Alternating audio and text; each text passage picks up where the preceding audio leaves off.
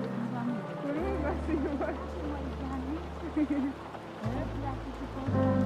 Beda kuabu ngira. Om Jung lo tidak Om Jung. Mulai jakunya. Nah Om Jung tak kuliah. Ini mau tak Om Jung tak kuliah tu. Jangan buat aja.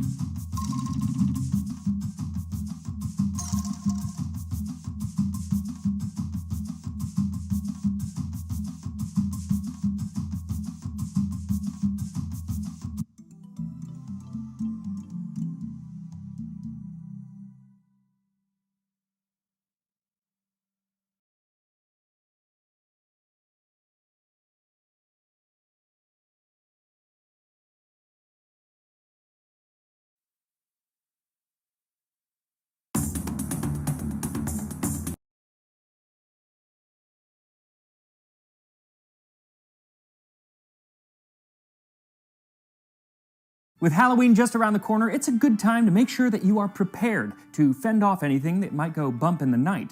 And for vampires, that means loads of garlic. So I'll be making a 16th century Transylvanian recipe for beef with garlic harvester sauce. So thank you to Wondrium for sponsoring this video as we learn why Dracula hates garlic. This time on Tasting History.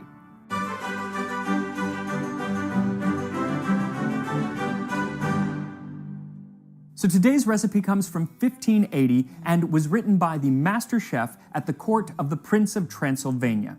And the way that he writes it is very conversational, like he's just talking to someone, and he's always going back and referencing other recipes, and it can get kind of confusing if you just read one recipe in and of itself. So this is a bit of a mashup of a few of the recipes. Beef with garlic harvester sauce. Prepare the meat like I told you, put parsley roots, leaves, and onions into it. What we call harvest sauce, as I said, is that you beat 6 or 7 eggs in vinegar and start whipping it. Peel the garlic clove by clove, break it well, add it to the eggs and vinegar. Then pour the meat's juices into it. Break it well with the blanching stick after adding the liquid. Be careful to keep it from shrinking. So the real question is, what does he mean by prepare the meat like I told you? Because earlier in the book, he says that he's going to tell you how to cook beef, and then just says, after you wake up, pray to God, wash yourself, then wash your pot. If you want to cook beef, wash your pot thrice, salt it twice or thrice, not more. Really? That's all you're going to give us? Okay. Well, we know he uses a pot and salt, and based on some other things that he mentions, I think this is going to be like a pot roast. He also gives a bit of advice that I think applies to me. If you're an old man and can't stand, sit down on a chair in the kitchen.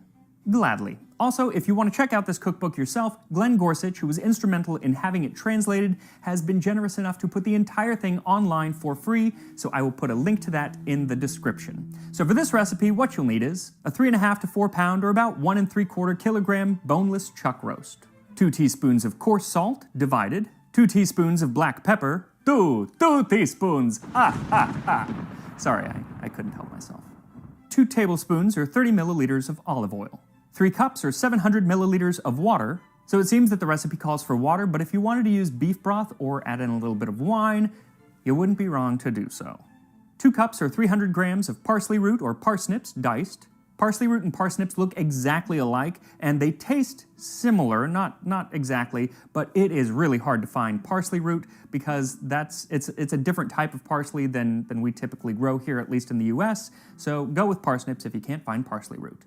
A half cup or 15 grams of torn parsley leaves, and 1 large onion chopped. Then for the sauce, you'll need 6 medium eggs, a half cup or 120 milliliters of white wine vinegar, a half teaspoon of black pepper, and 1 small head of garlic, or about 2 tablespoons peeled and crushed. Now it's that last ingredient, the garlic, that inspired me to talk about vampires today, because it used to be a thing to do was to stuff the mouths and other orifices of the dead to stop them from becoming the undead. And before they used garlic, it seems that rocks did the trick. Something I learned from today's sponsor, Wondrium. Wondrium is the bigger and broader version of the Great Courses Plus, which I have talked about before on this channel. Wondrium has greatly expanded their library, offering more wonderful educational experiences than ever before, which is great for when I'm researching new episodes. I'm always learning something new from watching things on Wondrium. This week I came across their video on vampire skeletons. From Ireland to Romania, there have been skeletons found with evidence of rocks or nails being used to stuff the mouths or weigh down the bodies of the dead so that they can't rise up. And William of Malmesbury tells of the Witch of Berkeley, who was so worried about being brought back to life as one of the undead that when she did die, she made sure that she would have her body wrapped in a stag skin and then put into a stone coffin and wrapped 3 times with chains. But William says it didn't work because the devil just came right into the church, tore the chains asunder, and took her away. Her pitiable cries were heard for nearly the space of 4 miles. If only they'd used garlic. So if you want to keep learning awesome stuff like this, make sure to visit wondrium.com/tastinghistory or visit the link in the description to start your free trial today. Now, I better work on this sauce before the undead start creeping around my condo. So first, wash and dry your roast, then rub it down with 1 of the teaspoons of salt and the pepper. Now, often when you buy a roast, it's already trussed, but if it's not, then you'll want to tie some twine around it a couple times just to help it hold its shape. Then heat 2 tablespoons of olive oil in the Dutch oven or a large pot on the stove over medium-high heat. Once the oil is shimmering, set the roast in the pot and brown on all sides, 8 to 10 minutes. Then remove the roast and set it on a plate. Now add the parsley root or parsnips, the parsley leaves, the onion, and the remaining salt to the pot and cook until the onions are nice and tender, about 8 to 10 minutes. Also, if it looks too dry, then go ahead and add a bit more olive oil. Then pour in the water to deglaze the pot, making sure to scrape down any browned bits on the bottom and sides of the pot. Then add the roast back into the pot along with any juice that has come off of it, and make sure that the liquid comes at least halfway up the side of the roast, add a bit more if needed. Then let it come to a simmer. Once it does, cover the pot and set it in the oven at 300 degrees Fahrenheit or 150 Celsius for about 3.5 hours. Now while that cooks, and before we make the Transylvanian garlic harvester sauce, one has to wonder, why do vampires hate garlic so much?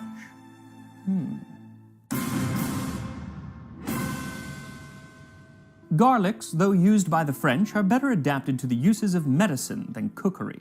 Now, while Ms. Amelia Simmons, author of one of America's first cookbooks, should have known better than to disparage the culinary uses of garlic, she was right to tout its medicinal uses, because garlic has been used for medicine for millennia. The ancient Egyptian Ebers Papyrus promotes garlic's use in treating and preventing the stings and bites of snakes, scorpions, wasps, and bloodsuckers of all ilks. So it's not a huge leap to think if garlic works on the little bloodsuckers, it'll work on the big bloodsuckers too. In the writings of numerous medical texts of ancient Greece and Rome, garlic seems to treat nearly every malady imaginable, including infections and diseases of the blood. What's more, throughout history and in cultures all over the world, garlic has been used to ward off all manner of evil, which is somewhat ironic seeing as one of the origin stories of garlic's rather sulfurous odor claims that the plant sprung up from the first left footprint that Satan left as he moseyed out of the Garden of Eden. The right footprint gave us onions. Now, when exactly all of these theories about garlic's powers became associated with vampires, we don't exactly know, but it probably happened in southeastern Europe. And the origin of the specific vampiric characteristics of the blood-sucking undead is also unknown, but likely stem from the symptoms of several diseases that ravaged the area for centuries. There's porphyria, which causes the sufferer to have pale skin, light sensitivity, and complaints that the sun causes severe pain, and I'm starting to think that maybe I have porphyria. Though my dentist hasn't said anything, and those suffering from the disease often exhibit a receding of the gums and the lips, leading to a fang-like appearance. And many patients complained of a sensitivity to sulfurous foods like garlic, which I think I'm safe because I friggin' love this stuff. Another disease that ravaged the area and often triggered vampire panic was the plague. And along with herbs, garlic was thought to ward off the disease, so a connection seems inevitable. But for my money, the disease that seems most vampire-like has to be rabies. Both vampires and werewolves likely have origins in this scourge which is spread by biting. The sufferer often froths a bloody foam from the mouth and behaves in an erratic and violent manner. And they develop a heightened sense of smell, making things like garlic all the more repulsive. And the two animals most associated with the disease were dogs, hence werewolves, and bats, vampires. It was a bat that gave Meredith rabies in the office. She did not turn into a vampire, though. But if you are worried that you might turn into a vampire after being bitten by a bat, you can just eat a lot of garlic. And if you don't want to eat it, then it seems you could just kind of hang it about the place. For example, even today in Romania, Saint Andrew is revered as the country's patron saint as well as the patron saint of wolves and the man responsible for bringing garlic to the country. And so on November 30th, the feast day of St. Andrew and Romania's version of Halloween, the way to ward off the spirits, demons, and vampires endemic to the holiday was to hang garlic from your windows and doors, hang it in your barn, and even spread it on your livestock. They also have a tradition known as the guarding of the garlic, where the young people of the town would bring garlic to the center of town, put it in a pot, and then dance around it, and then have the matriarch of the village watch over it all night. And while the holiday seems to be when the vampires are most active, the practice of hanging garlic should work all year round. That's actually what Dr. Van Helsing did to protect Lucy in Bram Stoker's Dracula. Though in the book, instead of cloves of garlic, it was actually garlic flowers that he hung about the room and made into a necklace to put around Lucy's neck, to ensure that every whiff of air that might get in would be laden with the garlic smell. Unfortunately for Lucy, nobody seemed to tell her mom of the plan, and so her mother comes in and is like, This place stinks. It smells like garlic in here. Takes all the garlic, throws it out, opens the window to let some fresh air in, which, spoiler alert, also lets Dracula in, who kills Lucy. So Van Helsing fills her coffin with garlic, but no dice, she still rises up, becoming one of the undead, and so they have to stake her through the heart, cut off her head, and for good measure, stuff some more garlic into her mouth. Now, much of the vampire lore that we have around today actually comes from the book Dracula, but much of what Bram Stoker got came from actual practices in Romania that were documented in the 19th century by Emily Gerard in The Land Beyond the Forest, Facts, Figures, and Fancies from Transylvania. In very obstinate cases of vampirism, it is recommended to cut off the head and replace it in the coffin with the mouth filled with garlic. Though it wasn't just vampires that were deterred by garlic, but in bringing in the corn, a few heads of garlic bound up in the first sheaf will keep off witches. Garlic put in the money bag will prevent the witches from getting at it. Pickpocketing witches, the scourge of our times. Now, she details more about the Nosferatu, or the vampires of Transylvania, including letting us know that there are actually two types of vampire. There's the undead vampire, which we know and love, and they're made by being bitten by another vampire. But then there's also the living vampire, whose creation is maybe a little less threatening to our modern sensibilities. The living vampire is generally the illegitimate offspring of two illegitimate persons. Well, land's sakes, somebody must alert the church elders. The book is also instrumental in helping you detect if there is a vampire amongst you, because they are masters of disguise, and the first thing to do is check to see if it's been raining lately. And if not, then killing a frog is sometimes effectual in bringing on rain. But if this also fails in the desired effect, then the evil must evidently be of deeper nature, and is to be attributed to a vampire who must be sought out and destroyed. I'm thinking Los Angeles is filled with vampires because it never rains here. We do have a lot of talent agents, and they're bloodsuckers. Now, I know what you're saying. This is all old superstition, confined to books and movies and TV shows. But allow me to offer a bit more contemporary evidence for the use of garlic against vampires. In the 1970s, Harry Sen, a folklorist, was told that even at that time in Romania, handing out garlic at a church service and seeing who did and did not eat it was a good way to detect if there was a vampire in the congregation. And in 2012, less than a decade ago, garlic sales skyrocketed in a small Serbian town after the town council warned everyone that they should hang garlic from their doors and windows. We have also reminded them to put a holy cross in every room in the house. The precaution was due to the collapse of an old shack that had been the home of the 19th century vampire Sava Savanović. The destruction of the house was thought to leave Sava Savanović homeless, and so he would be wandering about looking for alternative accommodations. Now, did the people actually believe that this was a real threat, or was it all a bit of fun, a little tongue-in-cheek? I don't know. What I do know is that with all of the garlic in the sauce that I am about to make, I should be safe just in case Sava Savanović comes prowling around Burbank. So you'll know your meat is cooked when you can insert a fork or a knife into the meat and twist with very little resistance. Then take the pot out of the oven, carefully removing the roast and letting it rest on a platter. Now to make the sauce, go ahead and whisk the eggs and then whisk in the vinegar until smooth. Then add in the garlic and the pepper and whisk to combine. Then take a cup or so of the broth that the roast was cooked in and very slowly add it into the eggs, whisking vigorously the entire time so that you temper the eggs and they don't curdle, or what the author calls shrinking.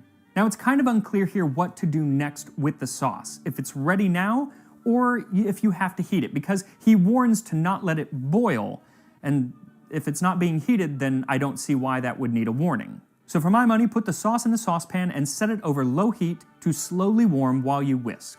This will thicken the sauce over the next couple minutes, just make sure not to let it boil or it will curdle. And here we are, 16th century Transylvanian beef with garlic harvester sauce. It smells so good. You can smell the garlic, most definitely, and then there's a bit of a tang to the vinegar, but the other aromas from the meat and everything, it smells really, really good. Let's give it a shot. The meat is so tender, it just falls apart. It's so good. It's so flavorful, even with just the water. I didn't use broth or wine. You can, but it doesn't need it. It has plenty of flavor, and the garlic sauce, it is strong. You don't need very much, just a little bit on top, and it just lifts it up. It is garlicky. If you don't like garlic, you're not gonna like this sauce. But it is absolutely delicious, and it's a really smooth sauce, which for this time period is odd because they're just coming off of thickening sauces with like breadcrumbs, and so they tend to be kind of lumpy, but this isn't. It's so smooth, it's almost like a modern day sauce. Try a parsnip. Honestly, I was gonna say you could also use just like a turnip. It's a little bit different, but you could also just use a turnip.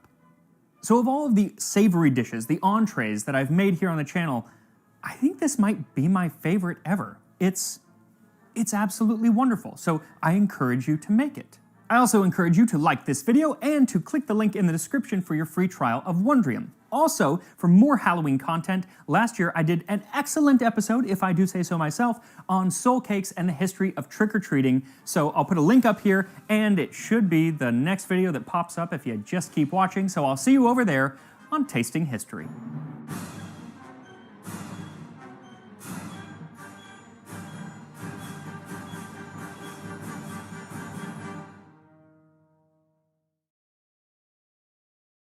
You ever wonder where the term honeymoon comes from?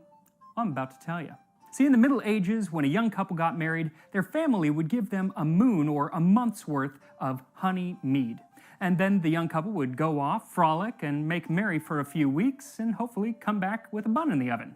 So that's what we're making today. Not a baby, mead. So whether you're a Saxon warrior positioned in your shield wall, or a marauding Norse Viking, get ready for that sweet, sweet taste of alcoholic honey, mead. This time on Tasting History.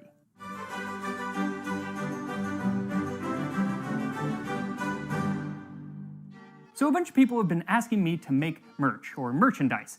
So there is some that I just got up in the bar beneath this video, but you know what? I would love some ideas about what kind of stuff you guys want, what I should have made, because I'm not very good at that kind of stuff. Anyway, merch below, more to come. So today's recipe comes from the 13th century Tractus manuscript, Folio 20R. Catchy title. Now usually I read the full recipe, but this recipe is rather long and rather wordy, so I'm just going to give you the hits, but I am going to put the full translation in the description if you care to read the entire thing. For to make mead, take 1 gallon of fine honey, and to that 4 gallons of water, and heat that water till it be as lang. Then dissolve the honey in the water. Then set them over the fire and let them boil, and ever scum it as long as any filth riseth thereon. And then take it down off the fire and let it cool in another vessel, till it be as cold as milk when it cometh from the cow. Then take dregs of the finest ale, or else barm, and cast it into the water and the honey, and stir all well together. And so let it stand 3 days and nights. Then draw it from the dregs as clear as thou may into another vessel clean, and let it stand 1 night or 2, and then draw it into another vessel, and serve it forth. So anyone who makes mead on the regular today is probably thinking, oh, that just doesn't really sound right to me, because mead usually ferments for weeks, not days, and then ages for months, not a couple nights. So this is a quick mead, and you know, probably they would have let it age longer if need be. I don't know. This mead is probably going to be not as alcoholic, very sweet and cloudy, but we shall see. Now the recipe also gives us instructions on how to make this mead Eglin by adding various herbs such as hyssop, betony, moonwort, hart's tongue, and white horehound, just to name a few. Kind of sounds like the 3 Weird sisters at the beginning of Macbeth. Woo! Now, Eglin is a shortened version of the word Medeglin, meaning healing mead, because in medieval recipes, usually when there were herbs added, it was medicinal, because that was the medicine that was most commonly available. And even today, any mead that is made with herbs and spices is called a metheglin, very similar to Medeglin. There are actually dozens of terms for all different kinds of mead depending on what you're adding into it and how alcoholic or how much honey is in it. There are tons. And I'm not going to go into them all right now, but there are some great resources, books, in the video description if you really want to kind of get into mead and how to make all the different various forms. But for today, we're sticking with the traditional 3 ingredients: water, don't use distilled water for this, mineral or spring water, that's the way to go, honey, and ale dregs or dried ale yeast.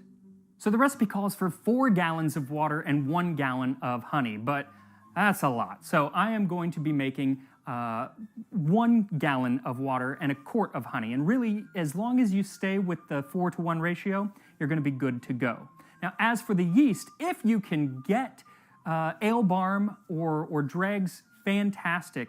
But if not, you can go ahead and use dry yeast. The thing is, in either case, they didn't tell you how much to use, and it's really going to depend on how active the yeast is. So you're kind of just guessing. What I ended up doing was about 2 tablespoons of barm, and then I put it into a little bit of water with a drop of honey just to make sure that it was active, and it was. If you're using dried yeast, it's hard to say. Usually for a gallon you would use like a pinch, but because we're only doing this for 3 days, fermenting it for 3 days, I'd use a little bit more, maybe like a third of a packet, maybe. So first, if you're worried about bacteria, you can go ahead and sterilize all of the tools that we're going to be using, though in the 13th century they wouldn't have really cared, though they actually kind of have a way around that, so we'll get to that. But it can't hurt to sterilize your equipment. So what you'll need is a large pot for boiling, a large container for fermenting, another container for aging for all of 2 nights, and preferably like a bottle with a small opening so you can fit a bubbler or airlock. That lets the carbonation out without other things getting in. And then you can also probably use a siphon or a funnel depending on how you plan on getting the mead from one container to the next. Siphon or funnel will definitely make things easier. So following the recipe, we heat our water until it is lang. Now, I could not find anywhere a translation, Middle English, Old English, anything for the word lang. So if anyone knows, great. Otherwise, it really probably just means rather hot, because what you want to be doing is to dissolve the honey in there so it's not just falling to the bottom. So add the honey and give it a mix until it's dissolved. Then boil the honey and water mixture called must. Now, a lot of modern mead makers would not boil it at this point, but I think that's part of the way that they got rid of the bacteria that might have been in the water in the Middle Ages. If you boil it, it'll get rid of most of the bacteria. Also, this thing is going to have alcohol and a ton of honey in it, so there's not going to be a lot left alive no matter what, so you're probably pretty safe. As it boils, skim off any scum that forms at the top. Though you really shouldn't have that much scum unless you're using honey directly from honeycomb, because that can have dirt or pieces of wax in it, and that's really what's going to be bubbling up to the top. Once boiled, take it off the fire and pour it into the second vessel. Hopefully doing a better job than I did, because I spilled a bunch and it got really, really sticky for like days afterward. I couldn't get it to be non-sticky. Then you gotta let that honey and water mixture cool until it is the temperature of milk when it comes out of a cow, about 98 degrees Fahrenheit or 37 degrees Celsius. If you put yeast in there before it gets about to that, it could kill the yeast, so just wait. It can take a while, but just wait. Then pour in your dregs or barm or yeast, then cover the top, not airtight, and leave it be out of direct sunlight. You could even put it like in a closet. Now, by the next day, the mead should be in what I call the dawn-ho phase of mead making, because you'll see tiny bubbles starting to rise to the top. Oh, sometimes I hate myself for those kinds of jokes. But I don't care. It makes me laugh. Now, if you were leaving it for longer than 3 days, it would actually start to get clear in this beautiful golden-colored mead that we know and love so well. But in 3 days, that ain't gonna happen. So after 3 days, go ahead and transfer it, trying not to get too much of the yeast at the bottom to that next container or bottle. Then stick a bubbler in it and let it sit for a couple more nights. Now, I'm actually making 2 little bottles out of this gallon, one that I'm going to try, in 2 nights, and then one that I'm gonna hold on to for maybe 6 months or so. I want to see how the flavor changes. It's not going to have any more fermentation time from that first fermenting, but the aging hopefully might mellow out the flavor. I don't know. We'll see. So what inspired me to make mead today was actually because of a video game that's coming out today, or the day that this video will air, called Assassin's Creed Valhalla. not associated with them in any way, but I'm still super excited because it's like a history-based game of like my favorite time period, Saxons and Vikings, fighting it out. So I'm assuming that there's going to be mead in there somewhere. Though when you think of, Saxons and Vikings, yes, you think of mead, but mead actually got its start way before that. The earliest evidence for mead making actually comes from pottery found in northern China dating from about 7000 BC. There was residue from honey and the compounds associated with fermentation. And there are mentions of alcoholic drinks made with honey throughout Chinese literature, including the Song of Mead by Su Shi in the 11th century. In Central Europe, similar residues have been found in the pottery of the Bell beaker culture, which roamed Bronze Age Europe more than 4,000 years ago. But the earliest written mention of mead actually comes from the ancient Indian Rig Veda, which says, "I have tasted the sweet drink of life, knowing that it inspires good thoughts and joyous expansiveness to the extreme, that all the gods and all mortals seek it together, calling it mead. High praise indeed for this our mead." Now, the drink that they're talking about in the Rig Veda is actually known as soma, which is a honey drink that probably also had some hallucinogens or something in it because it would give visions of the gods. So hopefully not what I'm making today. And while this is the first mention that we have of mead being associated with the gods, it is far from the last. The Minoan culture produced mead and credited it to their mother goddess Potnia, whose priestesses were named Melissa, meaning bee. The love that the Minoans had for this drink passed on to the other Greek civilizations. They also used these same Melissae as priestesses for Artemis and Demeter, and the drink eventually made its way to the Roman Empire. Columella gives us a recipe in De Re Rustica, as does Pliny the Elder in Naturalis Historia. There is a wine also made solely of honey and water. For this purpose, it is recommended that rainwater should be kept for a period of 5 years. This beverage is known as hydromeli, and with age acquires the flavor of wine. It is nowhere more highly esteemed than in Phrygia. Now, aren't you glad I said to use spring water rather than make you go get rainwater and wait 5 years? You're welcome. Now, after the fall of Rome, our mead journey takes us north to Britannia, or Britain. In one Welsh poem from around 550 AD called Canu i Med, we hear of that iconic drinking vessel for mead, the mead horn. May Maelgwn of Mona be affected with mead, and affect us from the foaming mead horns with the choicest pure liquor, which the bees collect and do not enjoy. Mead distilled sparkling, its praise is everywhere. So the mead in that poem is sparkling, which is interesting because based on what I've seen with our mead, ours is also going to be sparkling. In another Welsh poem, Y Gododdin, we hear the story of a battle where those fighting were rather hungover from too much mead. Men went to Catraeth at morning, their high spirits lessened their lifespan. They drank mead, golden sweet and snaring. For a year the minstrels were merry. Their high spirits lessened their lifespan. How Welsh. Anyway, I wanted to actually thank a Welshman, the Welsh Viking here on YouTube, named Jim, for helping me with a bunch of the research and the pronunciation, as well as letting me know that the Welsh word for drunk is meddwi, which literally means meaded. I love that.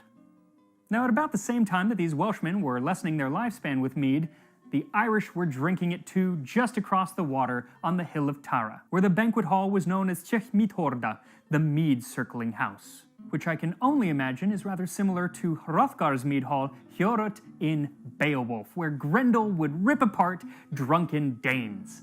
They would willingly wait on their wassailing benches, a grapple with Grendel with grimmest of edges. Then this mead hall at morning with murder was reeking. The building was bloody at breaking of daylight. The bench deals all flooded, dripping and bloodied.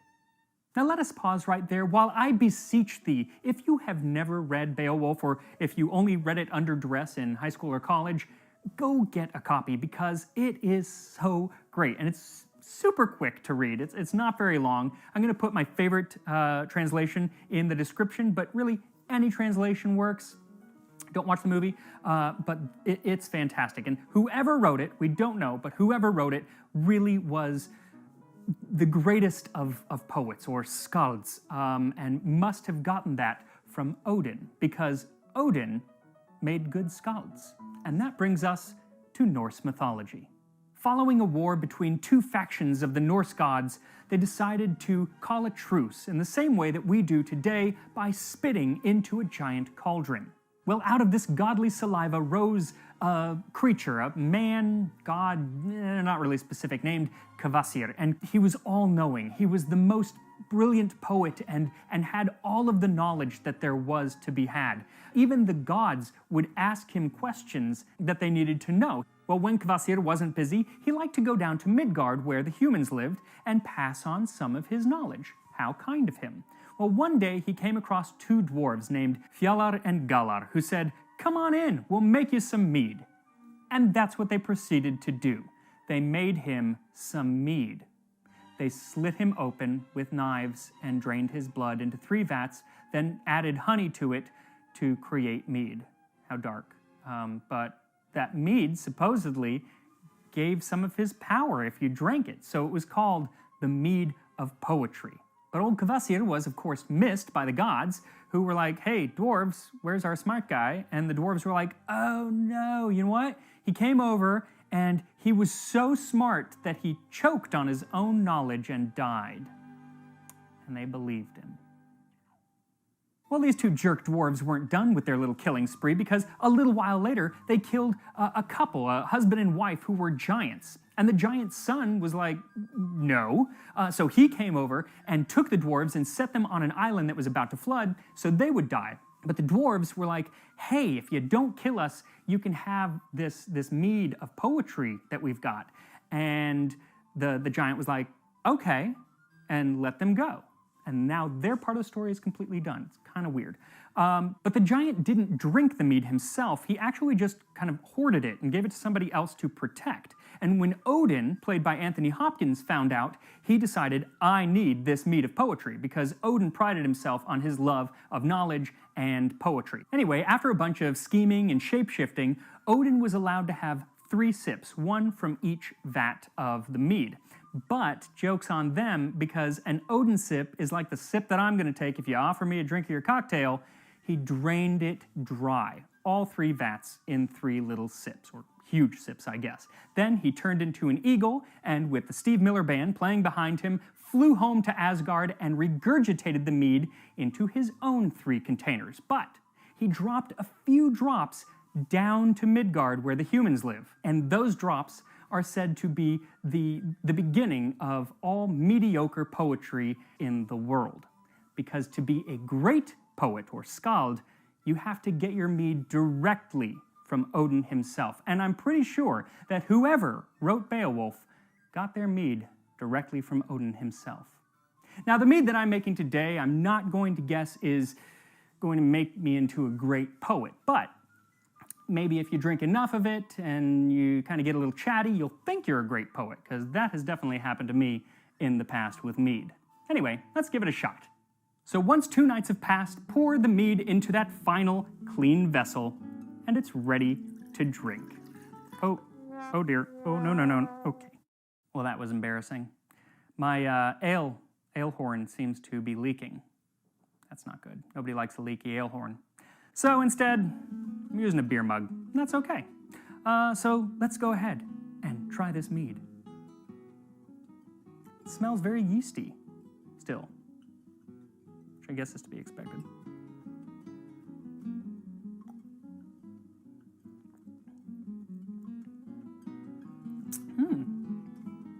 I like it. You know what? It's not as... When I poured it, it was effervescent, but when you drink it, you don't really get it. It's pretty flat. There's definitely some alcohol in there, though I don't know how much, because I didn't... you can find out. There are ways you can test it and everything. I didn't do it. Definitely alcoholic, though. And definitely super sweet. I think it would mellow if I gave it some more time, which I'm going to do. Obviously not fermenting, but I am going to leave it in that second bottle, maybe 6 months. Maybe in 6 months, we do another episode on something else, and I drink the rest of the mead, and we see how it goes. Anyway, go make yourself some mead. It's actually not that hard. Just take some time. and enjoy life and enjoy poetry. And I will see you next time on Tasting History.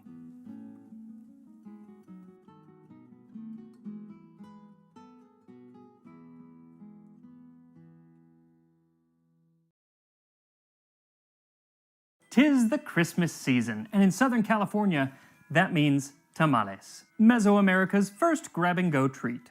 There's a great little story about tamales, kind of, that comes from the Mexican Revolution. In 1911, the revolutionary Pascual Orozco ambushed some federal troops and stripped them of their uniforms. He sent the clothes then back to Presidente Diaz with a note saying, "Here are the wrappers. Send me more tamales." And without so much violence, I second the motion. Here are the wrappers, and send me more tamales. This time on Tasting History.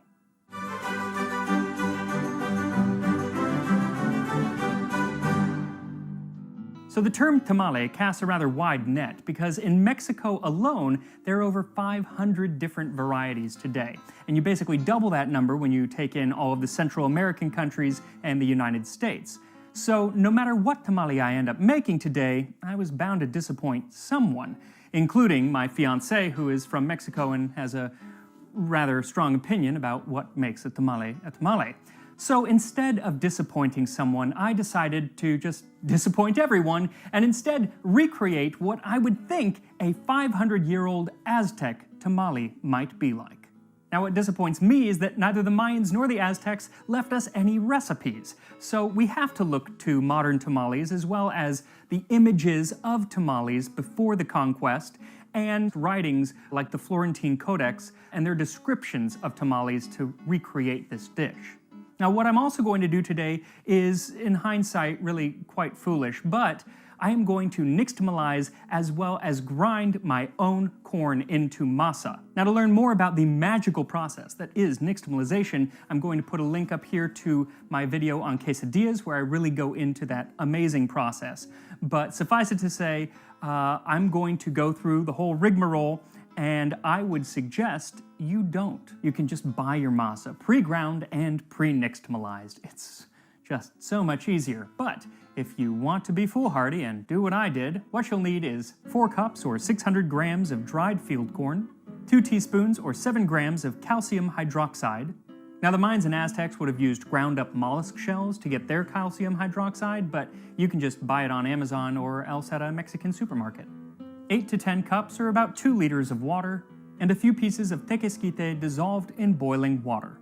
Now, this tequesquite, which I also talked about in the quesadilla video, is basically going to act as both the salt and the baking soda that would often be added to modern tamales. It gives a little bit of puffiness and a little sodium as well.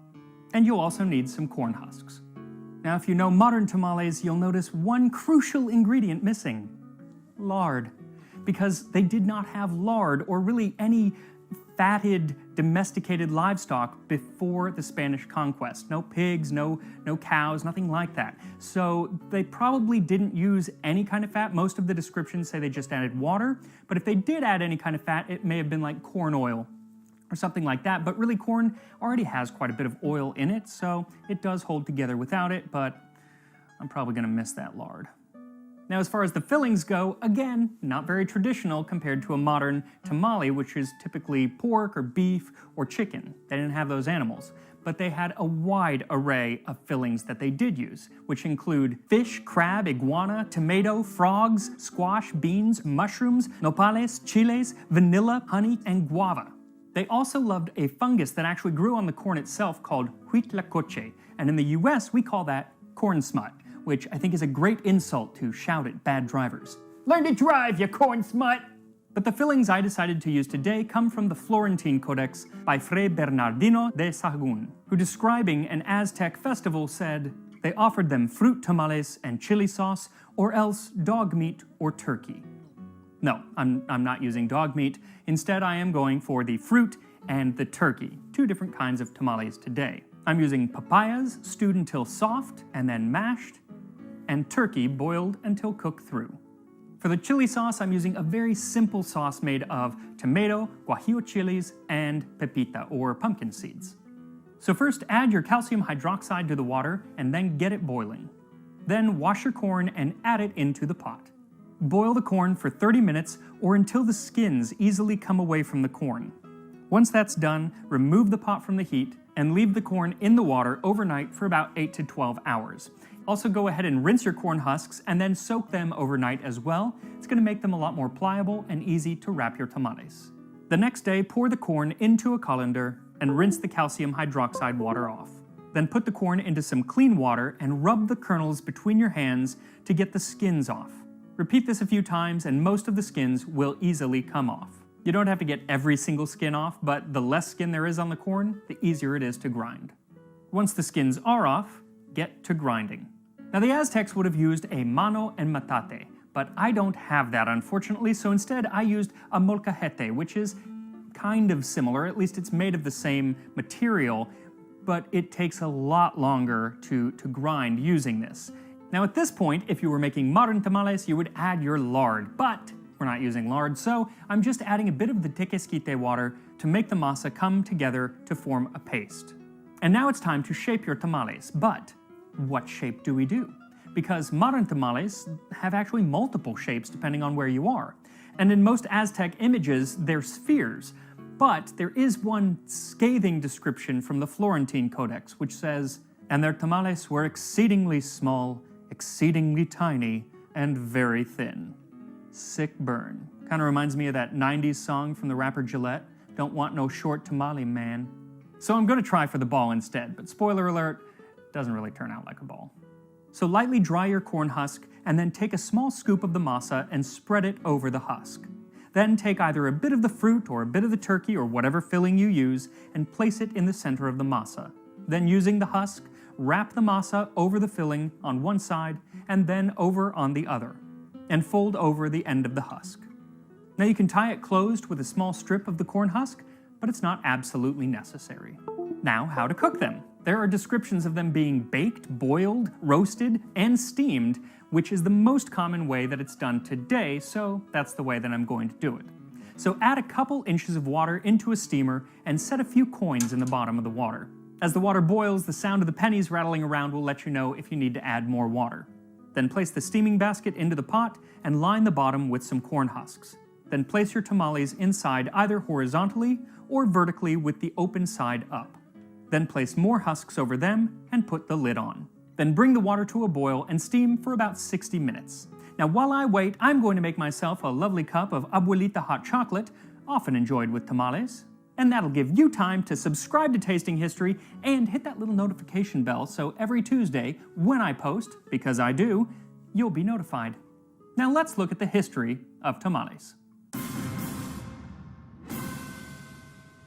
Maize, or corn, was the most important crop of the Mesoamerican civilizations. In the Quiche Mayan creation myth, documented in the Popol Vuh, after failing to make decent humans first out of mud, which just dissolved when it rained, then out of wood, which couldn't worship, so they ended up becoming the monkeys, finally, on the third try, the deities were able to create worshipful human beings out of yellow and white corn.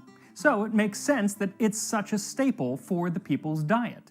And one of the most basic ways to eat maize was in tamale form, though those early tamales were likely just corn and had nothing else to, zhuzh them up. Now it's thought that tamales have likely been eaten for millennia, but the first depictions that we have come from around the 1st century AD on the Mayan mural in San Bartolo, Guatemala, and another in Calakmul, Mexico, which depicts a person selling tamal. There's also an image of tamales with sauce being served alongside a drink made of cacao beans, which the Aztecs called chocuatl, a precursor to today's hot chocolate. And I think that would actually be a really cool episode, maybe a little history of chocolate, and I try to recreate that original Mayan or Aztec chocolate. So if you think that would be an interesting episode, let me know in the comments. Now, while the Mayans had depictions of tamales, most of the good descriptions of what they were and when they were eaten come from the 16th century codexes created by the Spanish conquistadors. Specifically, the Florentine Codex, or the General History of the Things of New Spain, which was written by that same friar who talked about the exceedingly small and thin tamales. He talks a lot about the different festivals that the Aztecs were having, and almost every single one, they were eating some sort of tamale. Atamalcolitzli, the eating of water tamales, came to be observed every 8 years, for 7 days, all fasted. Only water tamales soaked in water were eaten, without chili, without salt, with neither saltpeter nor lime. And when the feast arrives, it was said, ashes are put on faces, and they are bedight with seashells. Bird's flesh tamales formed garlands, and before them was the maize bin, filled with fruit tamales. Now, anyone who watched last week's video on Christmas pudding knows that I'm trying to bring back the word bedight into our lexicon, so that quote was kind of perfect. Also, those tamales sound really gross. They're not nixtamalized, they don't have any salt or any kind of fillings, they're just dipped in water. But not as disgusting as another festival where they were eaten, which was sort of an Aztec fear factor. Thus was done by those who swallowed serpents while they were quite alive, holding them only in their mouths, cutting them to pieces with their teeth, that they might swallow them. And when they had swallowed them, they were offered gifts, and water tamales were eaten. And thus they swallowed frogs, likewise alive. So I'm glad that I chose a tamale that doesn't come with a frog chaser. Now, there are better tamales mentioned throughout the Codex, and usually those were during festivals where people would offer them to gods. Then appeared the boys, and the priests offered each one a tamal stuffed with greens. They laid them before the image of Xiuhtecuhtli, and the sauce of the tamales stuffed with greens was a sauce of crabs, and the tamales stuffed with greens were very hot and gleaming, and they ate them hot, so that even their noses steamed. But I think my favorite tamale story from the Florentine Codex serves as a warning to would-be tamale thieves, or else those who might show up late to a tamale-eating festival. Beginning with the first comers, he served them as many tamales as they could take in one hand. He gave them tamales made of maize treated with lime, or else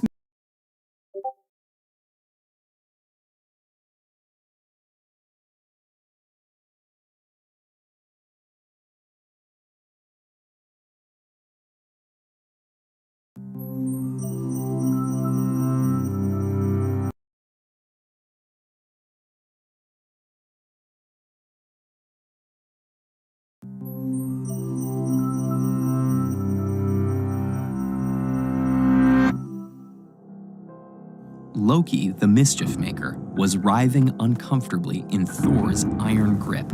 The previous night, while the rest of the gods slept, he'd snuck up on Thor's wife Sif and shorn off her beautiful hair. It had seemed like a funny prank at the time, but now Thor was about to break every bone in his body. Loki had to think of some way to fix what he'd done. Yet who could replace Sif's matchless hair, golden like a field of summer wheat? The dwarves. Their legendary smiths could make anything, so Loki rushed to their realm, deep within the mountains of the earth. Even before he arrived, the wily Loki was already scheming how he would get the dwarves to do his bidding. He decided that his best bet was to pit two families against each other. He first visited the masterful sons of Ivaldi. He told them that their rivals, a pair of brothers named Brock and Atri, had claimed that they were the best craftsmen in the world and were determined to prove it in a competition. The rules were that each family had to create 3 gifts for the gods, including, for the Ivaldis, golden hair. Then Loki visited Brock and Atri and told them the same thing, only now claiming that the sons of Ivaldi had issued the challenge. But Brock and Atri couldn't be fooled so easily, and only agreed to participate if Loki put his own head on the line. Literally, if Brock and Atri won, Loki would forfeit his head to them. Loki had no choice but to agree, and to save himself had to find a way to make sure the sons of Ivaldi emerged victorious. Both sets of dwarves got to work. Atri set Brock to man the bellows and told him not to stop for any reason, or the treasures would be ruined. Soon, a strange black fly flew into the room. As a piece of pigskin was placed in the forge, the fly stung Brock's hand, but he didn't flinch. Next, while Atri worked a block of gold, the fly bit Brock on the neck. The dwarf carried on. Finally, Atri placed a piece of iron in the furnace. This time, the fly landed right on Brock's eyelid and bit as hard as it could. And for just a split second, Brock's hand left the bellows. That's all it took. Their final treasure hadn't stayed in the fire long enough. Loki now reappeared in his normal form, overjoyed by their failure, and accompanied the dwarves to present their treasures to the gods. First, Loki presented the treasures from the sons of Ivaldi. Their golden hair bound to Sif's head and continued to grow, leaving her even more radiant than before.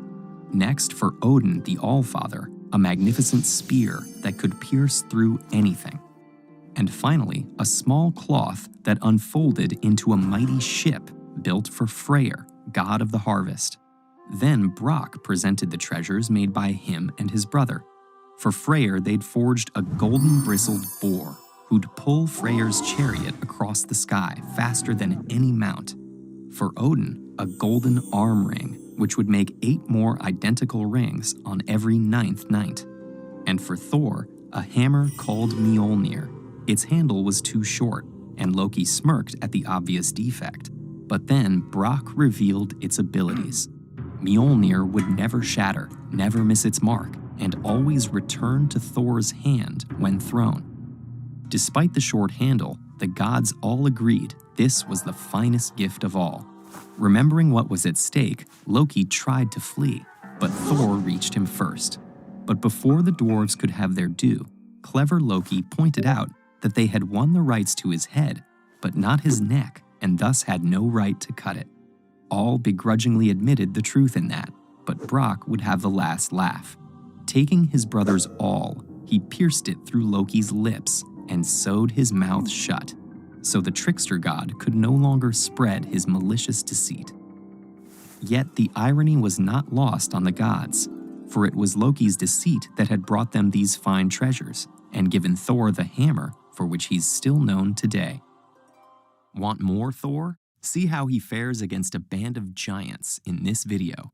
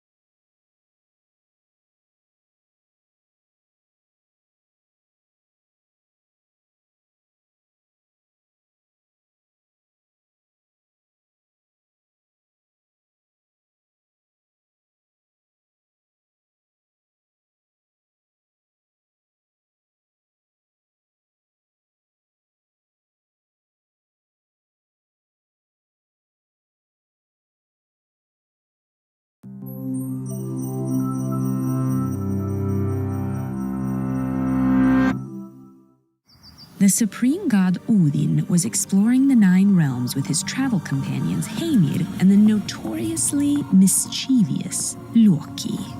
After a long journey, the 3 reached a waterfall in Nedavellir, the subterranean land of the dwarves, and stopped for water.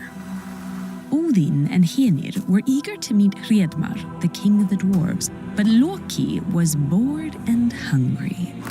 Spotting an otter nearby, Loki tossed a stone at its head, killing the animal. He kept its pelt and slouched after the others. When they greeted Hreidmar, the king paled, for the pelt belonged to none other than his shape-shifting son. Hreidmar summoned his 2 surviving sons, Fafnir and Regin, and bound the gods. He decided he would let them go in exchange for gold, as was the custom, but only if they could fill the otter pelt with the finest gold until not even a hair was visible. Because of how the otter skin stretched, this meant procuring a nearly impossible amount.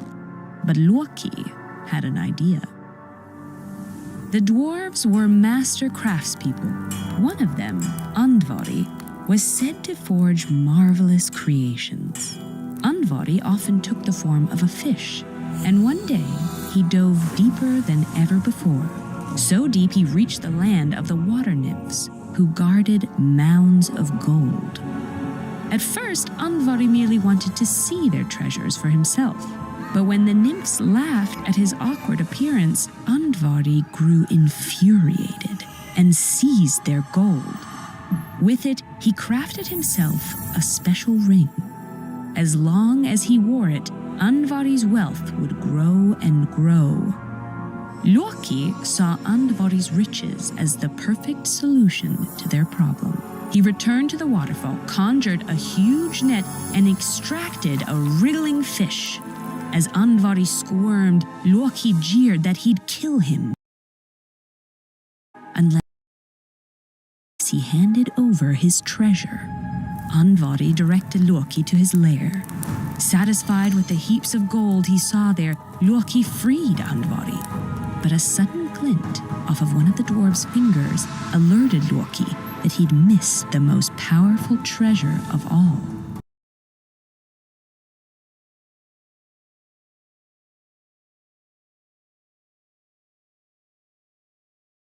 Possible amount, but Loki had an idea. The dwarves were master craftspeople. One of them, Andvari, was said to forge marvelous creations. Andvari often took the form of a fish, and one day he dove deeper than ever before. So deep he reached the land of the water nymphs, who guarded mounds of gold. At first, Andvari merely wanted to see their treasures for himself. But when the nymphs laughed at his awkward appearance, Andvari grew infuriated and seized their gold. With it, he crafted himself a special ring. As long as he wore it, Andvari's wealth would grow and grow. Loki saw Andvari's riches as the perfect solution to their problem. He returned to the waterfall, conjured a huge net, and extracted a wriggling fish. As Andvari squirmed, Loki jeered that he'd kill him unless he handed over his treasure. Andvari directed Loki to his lair. Satisfied with the heaps of gold he saw there, Loki freed Andvari. But a sudden glint off of one of the dwarf's fingers alerted Loki that he'd missed the most powerful treasure of all. Despite Andvari's pleas, Loki tore the ring away. Seething, Andvari cursed the ring, declaring that it would be the doom of all its subsequent owners. Back at the palace, Andvari's gold appeared to completely cover the otter's skin. But as Hreidmar inspected the pelt, he saw a single bare whisker peeking out. So the gods relinquished the ring. As Hreidmar slipped it onto his finger, Regin shuddered at the greed in his father's eyes, while his brother Fafnir looked on in envy. Later, when Fafnir demanded that the king share the wealth, Hreidmar refused. So Fafnir killed his father, pried the coveted ring from his finger, and fled the palace with the treasure.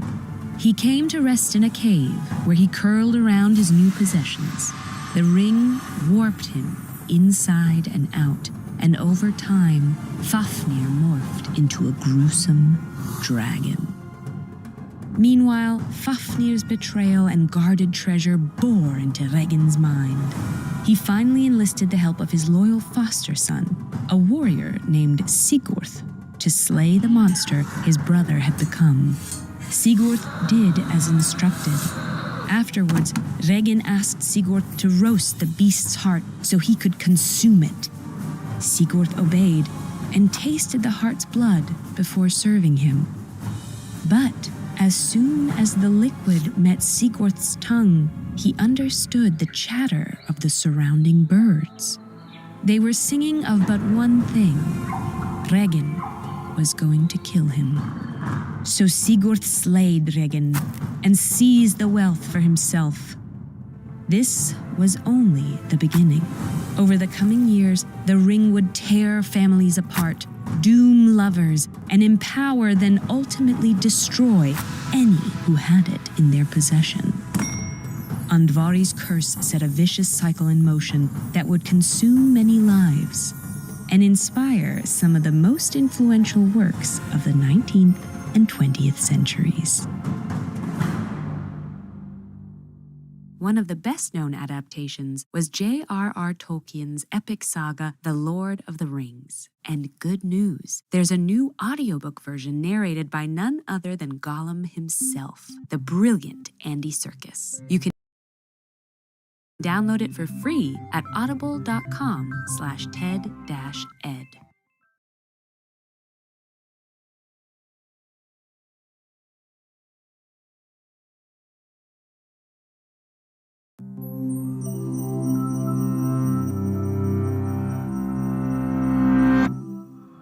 Before the world of humans began, there was the world of the gods, made of fields, plains, and gardens. 4 brothers wandered this celestial realm. They had no family other than each other. They didn't even know who their parents were. One of the brothers, Deminan, looked different from the others. His skin was covered in painful scabs, and he wondered why he alone had been marked with this affliction. One day, while the supreme spirit, Yaya, was out in his gardens, Deminan and his brothers snuck into Yaya's house.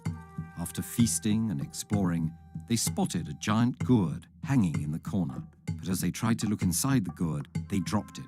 The gourd broke apart, releasing a deluge that swept the brothers away, separating them from the celestial lands forever.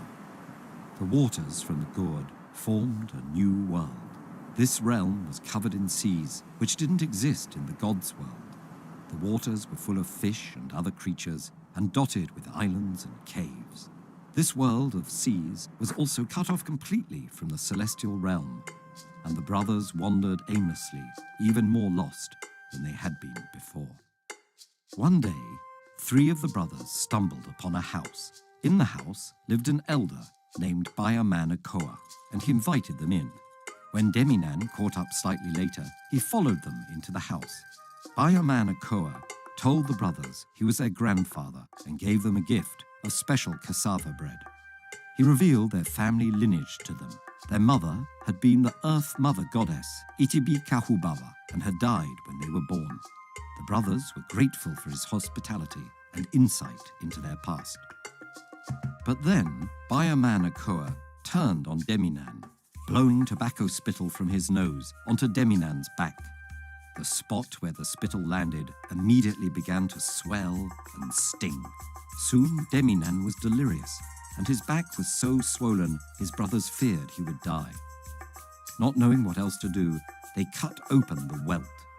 A turtle emerged from the wound and swam away, alternating easily between sea and land as she went.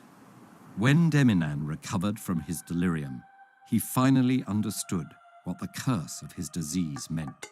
He was a Karakarakol, able to communicate with the gods. He was the link between the celestial realm and the earthly realm. Deminan was the first in a long lineage of Karakarakols. The world of seas he and his brothers had created when they dropped the gourd became the world of humans, where the Karakarakols who followed Deminan maintained the delicate balance between people and gods. But their unique power came at a price. Deminan and all the Karakarakols who followed him continue to suffer from the illness that had first marked Deminan as special. Represented in Taino carvings and figurines, with a swollen back and emaciated arms, the Karakarakol is both cursed and blessed to be a conduit between worlds. Now you know the legend behind the origin of the oceans. But where did lightning, thunder, and rain come from? Check out this Cambodian myth to find out.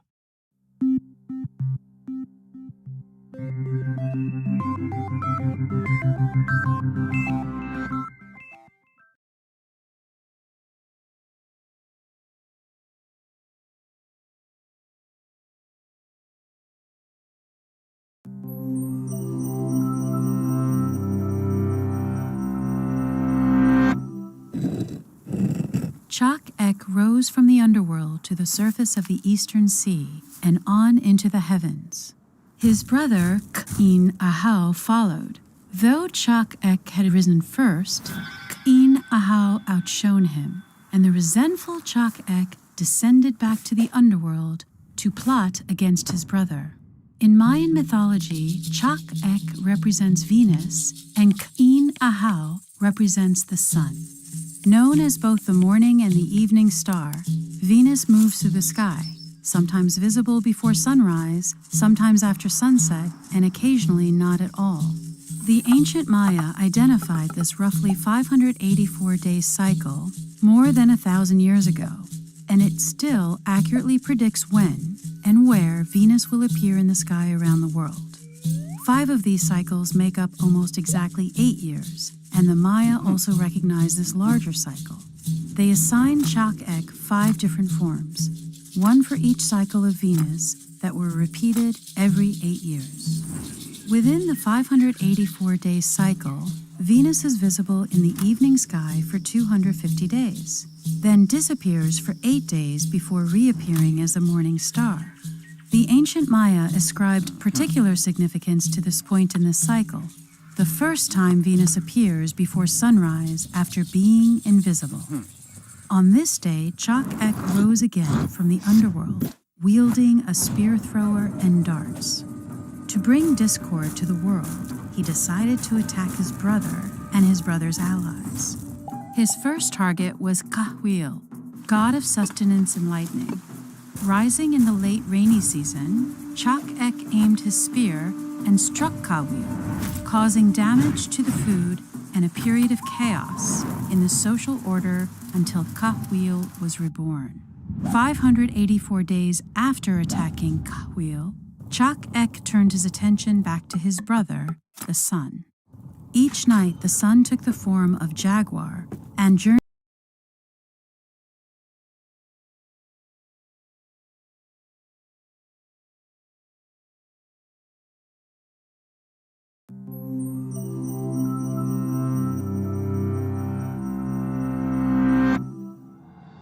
Hephaestus, god of technology, was hard at work on his most ingenious invention yet. He was creating a new defense system for King Minos, who wanted fewer intruders on his island kingdom of Crete. But mortal guards and ordinary weapons wouldn't suffice, so the visionary god devised an indomitable new defender. In the fires of his forge, Hephaestus cast his invention in the shape of a giant man. Made of gleaming bronze, endowed with superhuman strength, and powered by ichor, the life fluid of the gods, this automaton was unlike anything Hephaestus had forged before.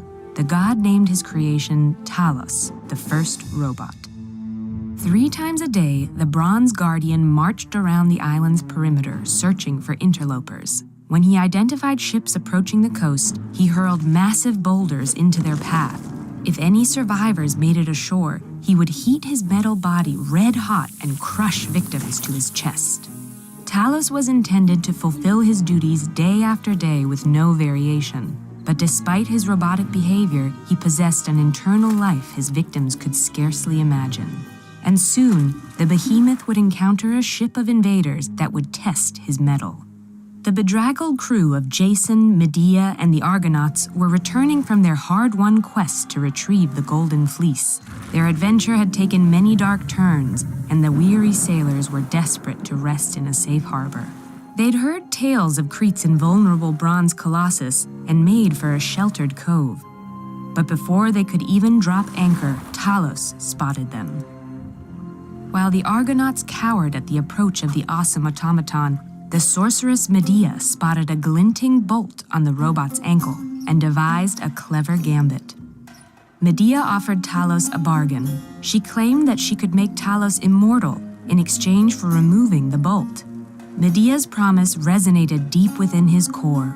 Unaware of his own mechanical nature and human enough to long for eternal life, Talos agreed. While Medea muttered incantations, Jason removed the bolt. As Medea suspected, the bolt was a weak point in Hephaestus's design. The ichor flowed out like molten lead, draining Talos of his power source. the robot collapsed with a thunderous crash, and the Argonauts were free to travel home. This story, first recorded in roughly 700 BCE, raises some familiar anxieties about artificial intelligence, and even provides an ancient blueprint for science fiction. But according to historians, ancient robots were more than just myths. By the 4th century BCE, Greek engineers began making actual automatons, including robotic servants and flying models of birds. None of these creations were as famous as Talos, who appeared on Greek coins, vase paintings, public frescoes, and in theatrical performances. Even 2,500 years ago, Greeks had already begun to investigate the uncertain line between human and machine. And like many modern myths about artificial intelligence, Talos' tale is as much about his robotic heart as it is about his robotic brain.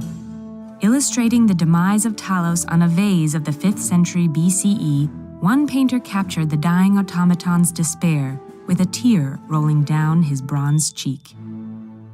But wait, who are these bedraggled sailors, and what is a golden fleece? Learn more about Jason and the Argonauts' epic adventures with this.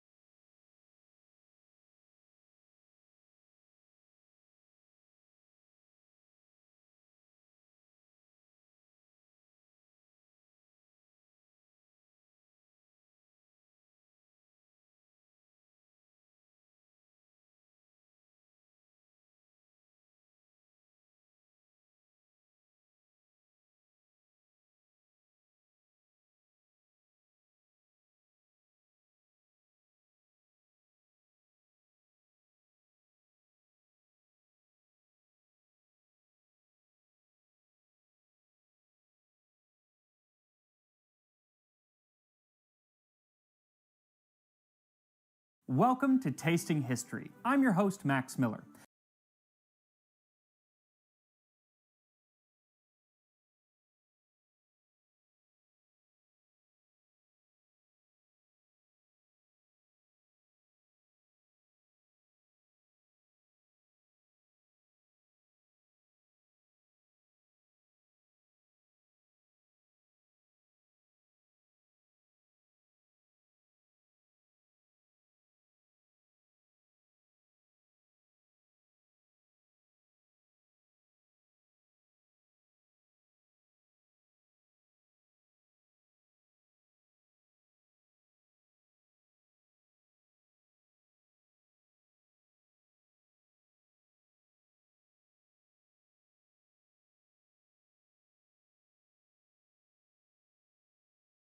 I love apples and I love cocktails, so by the transitive property, I should love an apple cocktail, which is why today I'm making an apple toddy from 1869. We'll also talk about that legend of American apples, Johnny Appleseed, this time on Drinking History.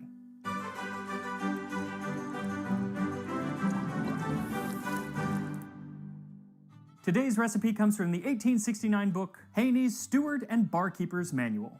Apple toddy. 2 wine glasses of applejack, 1 tablespoon of white sugar, half of a baked apple. Add boiling water and nutmeg. This drink ought never to be made with a suspicion of weakness. It is only drank in cold weather and needs to be a little strong to be satisfactory to the Epicurean. And as an Epicurean, I will make sure that there is no suspicion of weakness to my apple toddy. But first, I have a question. What is that main ingredient, applejack? Sometimes it's called apple whiskey, or more appropriately, apple brandy, and it should be made by distilling apple pomace. But most today now are not, because usually they're made with neutral spirits. But today we have Laird's Old Apple Brandy, and this is basically going to be the closest thing that we're going to get to what he is calling for in this recipe from the 19th century. So if you want to try a bottle of this, it is available at Curiata. They have all sorts of interesting liquors. The website, I'll put a link down in the description, and they deliver to most of the US. But you gotta be careful with this applejack, because in 1894, the New York Times warned, "There are few compounds that are more sinful than the applejack of New Jersey." The name has a homely, innocent appearance, but in reality, applejack is a particularly powerful and evil spirit. The man who intoxicates himself on bad whiskey is sometimes moved to kill his wife and set his house on fire, but the victim of applejack is capable of blowing up a whole town with dynamite and of reciting original poetry to every surviving inhabitant. It's the poetry that'll get you every time. All the same, I'm going to use the amount that he calls for, which is 2 wine glasses, or now 4 ounces. Wine glasses were much smaller back then. 4 ounces of applejack, which is actually still quite a lot.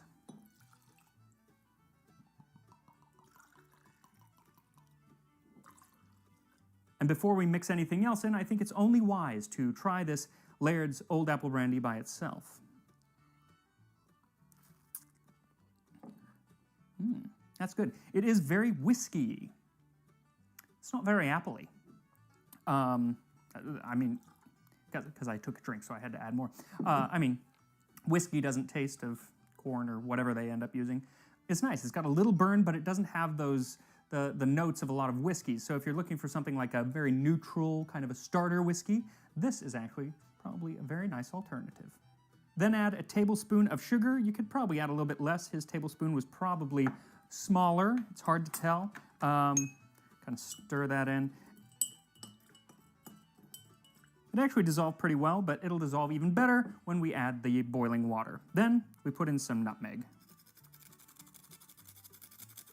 The amount of nutmeg that you use is really up to you. I use quite a bit because I like it. Some people might not want so much, and if John Townsend was here, he'd probably use the whole darn nutmeg. Now this is going to be served with some baked apple, and for that you can just core an apple, pop it in the oven at 350 degrees Fahrenheit, 175 Celsius for about 40 minutes. Now he calls for a half apple. I'm probably going to be using a quarter apple because the apple he was using was probably quite a bit smaller. I don't know that a half apple is even going to fit in this glass. He was probably using something more akin to what Johnny Appleseed was planting. John Chapman was born in Leominster, Massachusetts in 1774, and in the 1790s studied to become an orchardist. And he did become quite the orchardist. See, at that time, land on the American frontier was pretty much up for grabs as long as you could take care of it. So people would go out and start a farm, and that became their land. But if you become a farmer, it's a lot of work. You gotta be there year-round to take care of the land. Well, old Johnny had an idea to scale the operation, so he went every fall to Pennsylvania and grabbed all of the seeds that had been left over after the cider-making process, and then in the spring, he would go find a few plots of land and scatter those seeds and plant apple orchards. He would return every couple years just to make sure they were going well. He put up fences, but really, an apple orchard doesn't need a lot of tending. A brilliant businessman for sure, though he didn't really look or act like a brilliant businessman. Most of us today picture Johnny Appleseed as Walt Disney showed him, a clean-faced lad with bare feet and a pot on his head. But according to early accounts, he had filthy wild hair and a matted, unkempt beard. And usually, while traveling through the forests, his only garment was a coffee sack with holes cut out for his head and arms. He went barefoot most of the time, even in winter. He was a strict vegetarian, eating no meat or fish. He believed it was wrong to take life in order to procure food. So Disney got the bare feet part right, and oddly enough, the pot on the head as well. He wore a pyramid of 3 hats. The first was only a brim. Next came his cooking pot. Surmounting all was a hat with a crown. The sum total was, if extremely odd, rather ingenious. It was ingenious because it kept his books dry, because that's where he kept his books, in the pot on his head. And those books were the texts of the Church of Swedenborg, named after Emanuel Swedenborg of Sweden. Swedenborg was a scientist turned revelator after having a vision from God after a particularly large meal where God told him not to eat so much. That's true. This was the man who Victor Hugo described as having glided into insanity. And this was the man that Johnny Appleseed followed devoutly. It was why he was a vegetarian. It was why he wouldn't even defend himself against wild animals. He once befriended a wolf cub and took him about on his travels. And why he said he would not marry in this world, but would have a pure wife in heaven. When visiting people, he would often tear out pieces from the Swedenborg books and leave them behind. Eccentric, but harmless. And John Henry Cook believed him to be intelligent and full of pleasant story and good advice. He was entertaining, too. Whenever he came to a new town, he would gather all of the children around and entertain them by sticking needles into his calloused feet. Calloused because he had been walking around the country barefoot. That is a town that needs a bowling alley. Though not everyone was charmed by him. One account claims that he was nothing but a bum. All he did was come and sponge on people. He could come and stay and eat and eat and eat until you finally shoved him out and sent him on his merry way.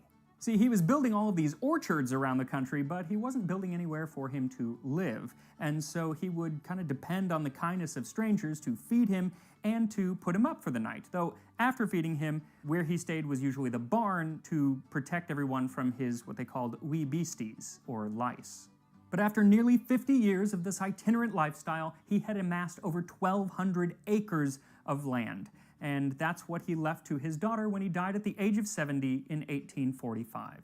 But his legacy was much more than that, because since he planted seeds rather than the more traditional of growing apple trees, which was grafting, he left hundreds of different varieties of apple trees around Indiana and Ohio, most of which were probably rather inedible. They were small, sour, almost crab apples that were good for making cider and applejack.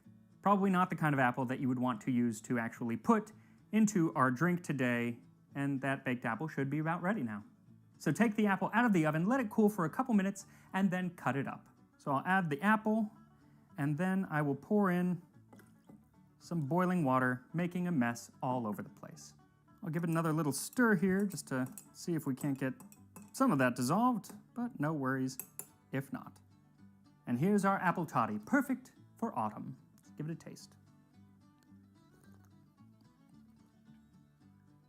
That's good. Oh, that is so good. I mean, it's a little sweet from the sugar, but honestly, it's not that sweet. It's really this is the winner. It really flavors it, you know.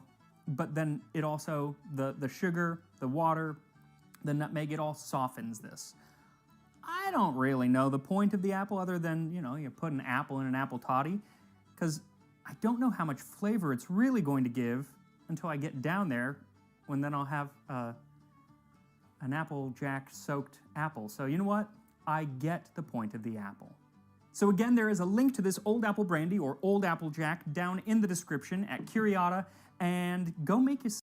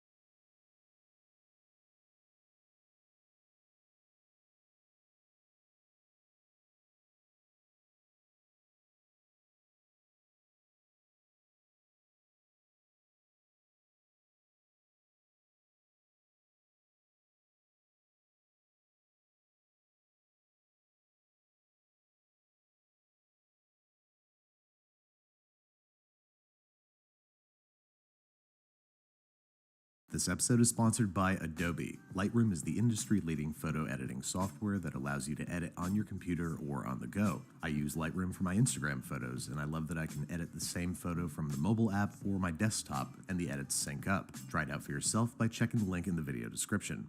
Should we like piss off a bunch of Italians and say it wrong? There's no way we're not going to piss off Italians right now. So today we're making penis. Hey there, folks. Today on Basics with Babish, I'm joined by a very special guest. Ethan, how do you pronounce your last name? Chabowski. Ethan Chabowski is here. Today we are joined by Ethan Chabowski. Did I say it right? You did. Yes. Who is here to teach me about how to make something I've wanted to make for a long time. Something called pizza. Pizza. And this, you might have clicked on this video because we called it healthier pizza, which it is. It is. Kinda. Kind of. Depends what you put on top, I guess. Yeah, but it's a higher protein, Higher protein. higher fiber, Lower calories. 0 carbs. Still carbs. No fat, though. Maybe a little. Let's scrap this. Let's get out of here. We've got higher hydration, so typically around 80%. We've That's got a very mix high of flours. So in addition to regular wheat, we've got some rice flour and some soy flour. So higher protein. Very good for you. Bone of, get muscular. I mean, look at us. And How do you then, think we got this way by eating pizza? We're eating pizza over here. And then lastly, it's typically a long fermentation time. So some people say better digestion. I don't know the science behind that, but I do. sounds good. I say that. I don't know the science behind it either, but I say it. Don't zoom in on me.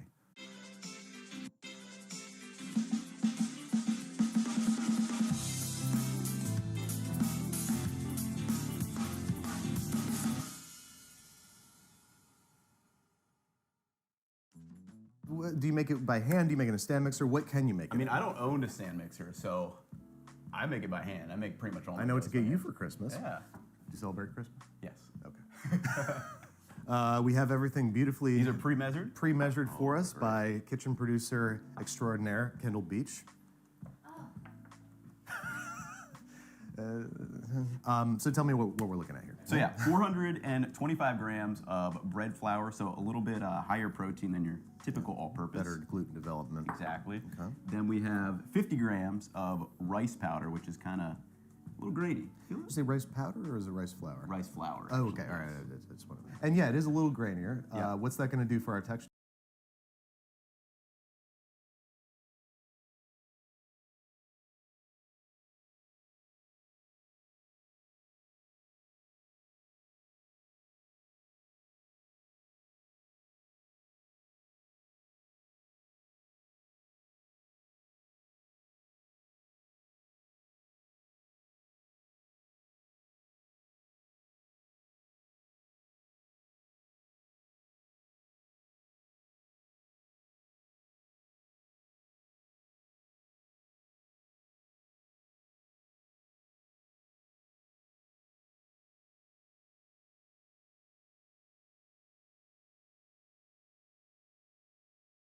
Today's episode is sponsored by Cheez-It Snapped. Cheez-It Snapped are the thin, crispy, cheesy snacks that take your lunch to the next level, making you question all your previous chip purchases. If you want to find out how Jess and I level up our lunch on set with the help of Cheez-It Snapped cheddar, sour cream, and onion, find out on the Cheez-It YouTube channel. The link is in the video description.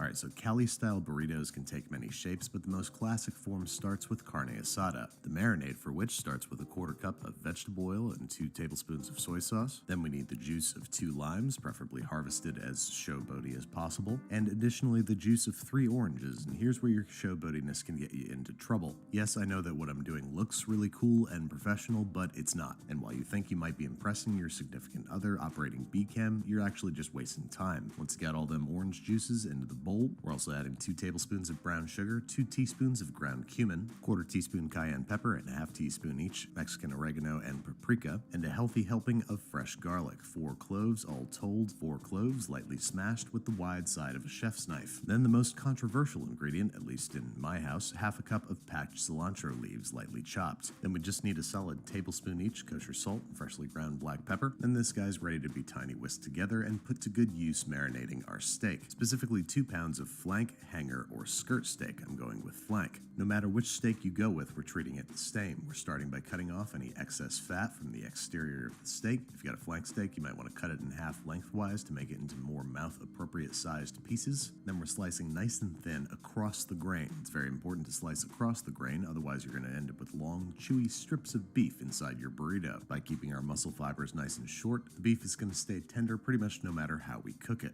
especially once it's been marinated for at least 4 hours. Add all the steak to a bowl or zip-top bag, pour the marinade over top. Make sure to spill just a little bit to remind yourself that you're human and you make mistakes, and that's okay. Press all the excess air out of the bag, zip it up tight, and toss this guy in the fridge for at least 4 hours and up to 24, massaging every few hours to ensure even distribution of the marinade. While this guy's chilling out, we can start talking sauces, of which there are many. First up, a super simple roasted tomatillo salsa, or salsa verde, for which we're obviously going to need some tomatillos, which are pretty easy to prep. We just got to pull off all this husky stuff off the outside, and maybe give them a little rinse to remove any excess sticky residue. Once rinsed and patted dry, I'm going to start by cutting off the tough stem thing, chopping the tomatillos into halves or quarters, arranging them on a broiler-safe rimmed baking sheet, tossing them with a little bit of neutral flavored oil like vegetable or canola, and in addition to half a small onion that I'm going to cut into quarters, we're tossing these guys under the broiler for 3 to 5 minutes until they just start to pick up some color and blister and steam. Once they've cooled off for a few minutes, we're tossing them into the bowl of a blender, where we're going to combine it with 1 small jalapeno, stem removed and cut in half, the juice of 2 limes that we've hopefully cut a little bit more responsibly, about a quarter cup of fresh cilantro, and a generous sprinkle of kosher salt to taste. Then we're going to go ahead and pulse and blend this together until it is a relatively smooth but still chunky salsa verde.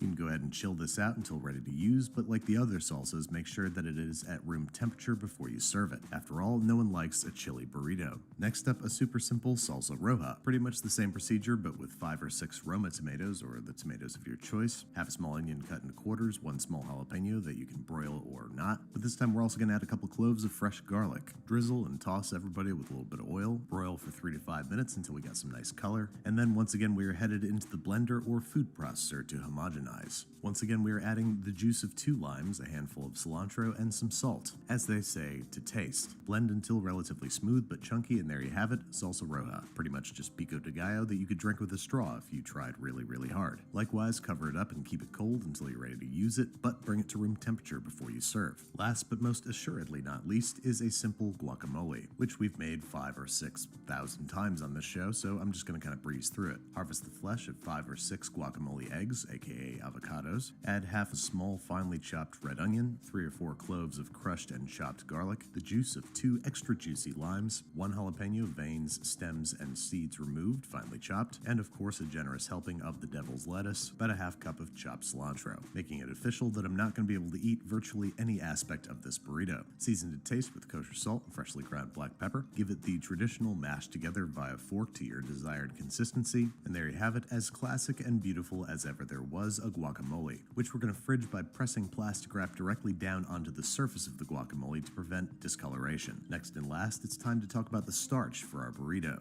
the Cali-style version of which famously uses French fries instead of rice or beans. Now, of course, you can go out and just buy some French fries from your local French fry retailer, but if you want to make your own, here's how I like to do it. Starting with 4 or 5 large Yukon Gold potatoes that I'm going to slice into French fry-like shapes, somewhere halfway between shoestring and fish and chips, so just kind of average sized. Then we're bringing these to a boil in about 2 quarts of heavily salted water with a little spike of vinegar, about a tablespoon. This is going to help the fries retain their shape while they cook, because we want these fries to be thoroughly par-cooked, about 8 to 10 minutes until they're almost falling apart. Then we're removing them, spreading them out on a rim baking sheet, and allowing them to cool completely before beginning the frying process, which we're going to do in batches in some 375-degree Fahrenheit oil, frying for 3 to 5 minutes until golden brown and crisp. We're moving on to some paper towels set in a rim baking sheet where they're going to drain and get heavily salted while still warm so that the salt adheres. Now, if you're making these in advance of assembling your burrito, obviously they're not going to stay hot, so you can either refry them or toss them into a convection oven or air fryer for a few minutes before serving to crisp them up. Now, finally, we can discuss the man of the hour, the tortilla. For Cali-style burritos, you need big tortillas, which are dastardly difficult to make at home, so you're best off just going to your favorite taco shop and begging them to sell you some, which they generally will, especially if you're a grown man and you start to cry. Once you've procured your burrito wrappers by any means necessary, we're going to toast them up on each side in a dry, ripping hot cast iron skillet for about 1 to 2 minutes per side until they're just starting to brown and bubble, and then we're going to keep them warm, stacked together and wrapped up in a clean kitchen towel, which should keep them nice and pliable. Once everybody's been toasted, we're adding some oil to our ripping hot skillet and starting to drop in our steak. Try to shake off as much of the excess marinade as possible and fry up in batches so as to not overcrowd the steak, so we can make sure that we get some nice browning on the exterior. Once your steak has a nice crust on the outside but still lovely and pink in the middle, we can remove and at long last begin assembly. I'm going to start by chopping up the steak a little bit more into even further bite-sized pieces, and then into the lower third quadrant of the tortilla I'm laying down a base of guacamole, followed by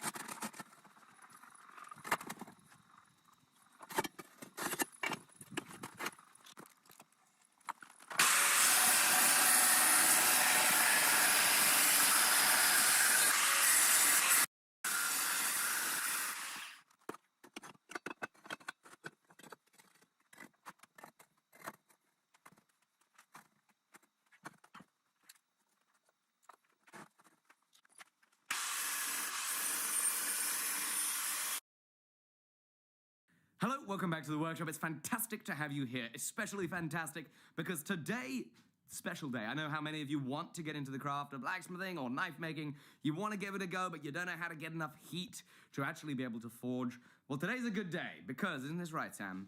We're about to show you what I think it is like the easiest way to start heating steel, and that is with the forge that we're going to be talking about in today's episode. So essentially, what I'm going to be doing in this video is I'm going to put this forge together. Sam is going to be talking more about the forge. So the first thing that I'm going to do is I'm going to weld this together. Now, be warned, it is not me that's going to be welding these. You're going to have somebody who's going to weld it much better than me, and with a TIG welder, so it's going to look a lot better when it's said and done. But I want to put one together for the fun of it. So this right here is going to be the ceiling of the forge.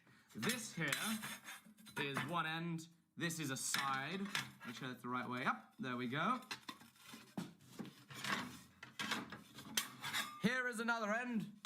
And then there's another side here, but I'm running out of hands. First thing that I think I'm going to do is I'm going to line up this side, and making sure that it's square, I'm going to start tack welding this together. Okay, so it's lined up. Thankfully, I have a new welding torch. So I'm going to start tack welding this together, put some gloves on and my welding helmet.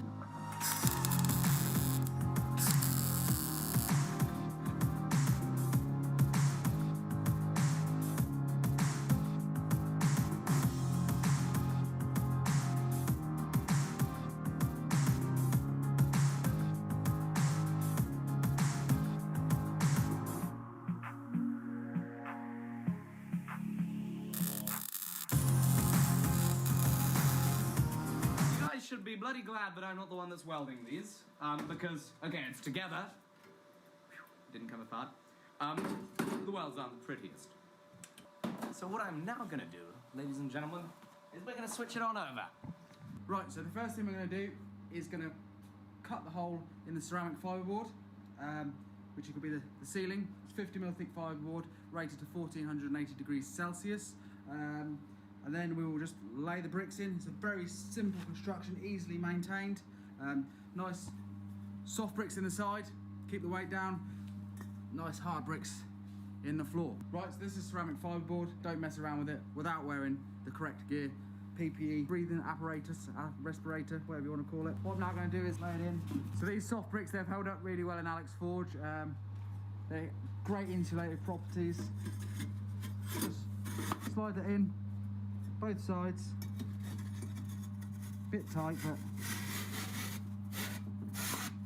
and there we are. What's going to happen in the production run is they're all going to be welded from the outside with a TIG welder, all fused together, so we won't have any of this problem for laying the bricks in on the inside. It's a bit snug.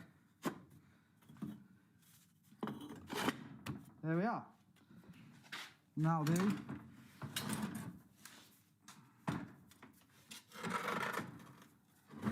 Turn the forge over, just like that. This is the smaller kit. The larger burner will have about a 50mm wider aperture on the door. Right, so I need to drill a hole for the burner to sit in. What I recommend with fitting your burners is to drill your burner flare into half the depth of your refractory. Right, what I'll now do is just roughly eyeball the centre and just push my pilot in. So I've got a pilot hole. Get my burner, find the hole, and I'll get a hole saw approximately the same size as the inner diameter of the burner flare. This happens to be a 38mm, approximately 1.5 inches. And then just take this nice and steady. What I do with this end is I'll just run this end in and cut it by hand. So I only want to go half the depth. So I'll just go in a little way, just clean that step. The refractory is 50mm, so we're 25mm, the depth of the refractory. Pop the burner in. It's nice and snug, so we get a nice even contact. And then it's all just ready to weld in around the outside. Perfect. It's my turn now.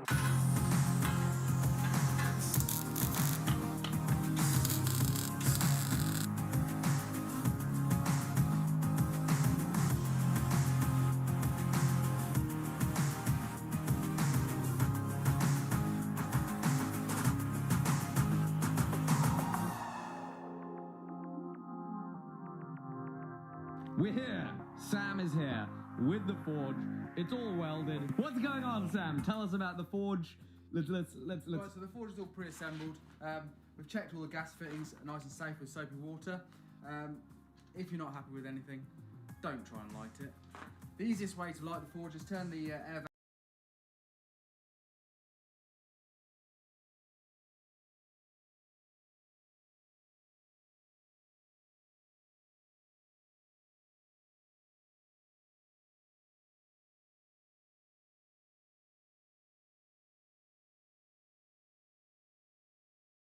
valve on the inspirator down. Get a bit of paper, stick it in the forge.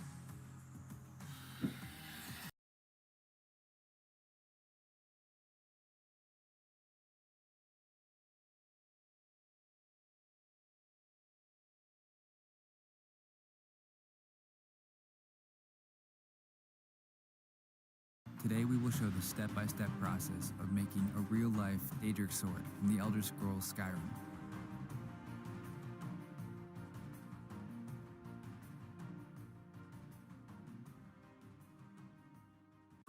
We had the model printed at full scale, cut it out, and divided it into parts.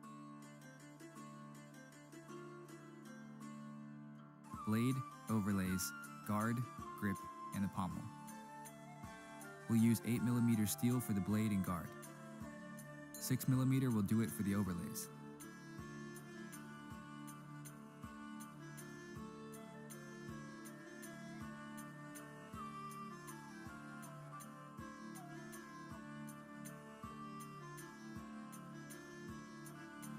Now it's time to cut around the rough bits.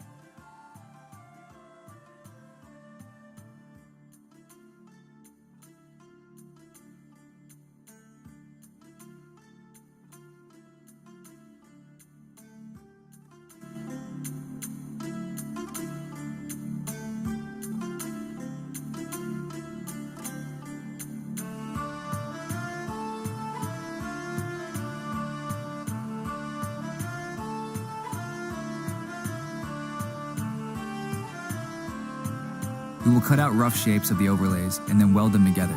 We will work on them simultaneously to give them the exact same shape.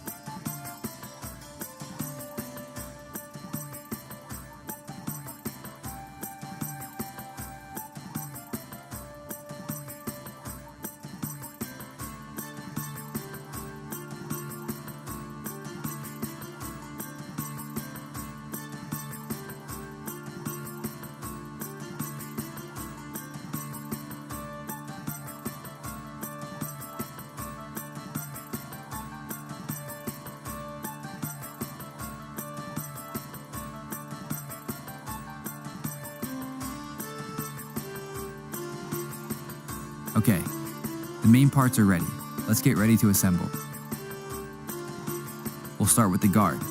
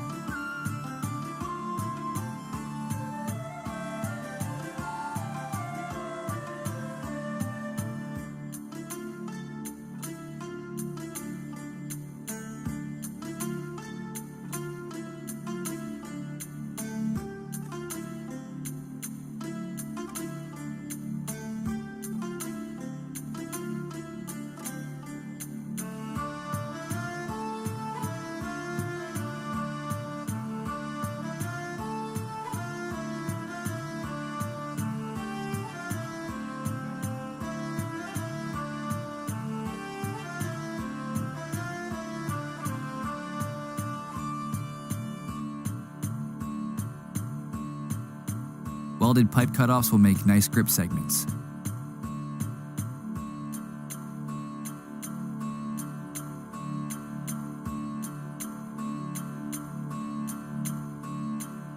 The bottom segment is too narrow. We will cut it and then we'll weld up the gap.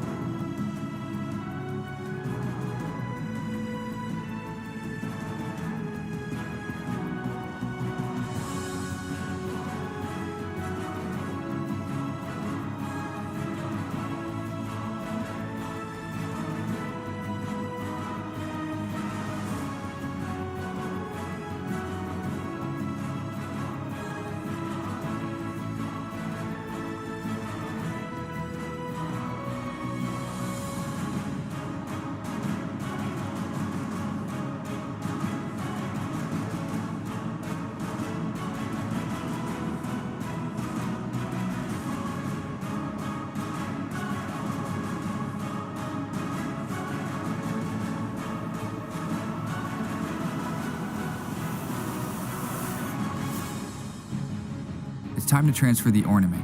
It's quite delicate. We quickly made a custom bath for the metal etching.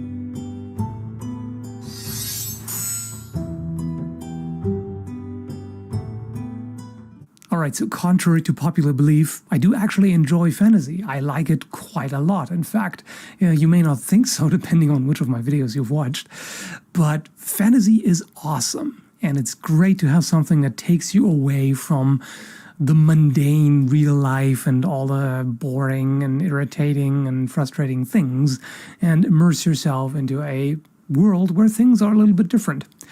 But I am one of those people who like just a little bit of realism in there to enhance the immersion and also for a particular style.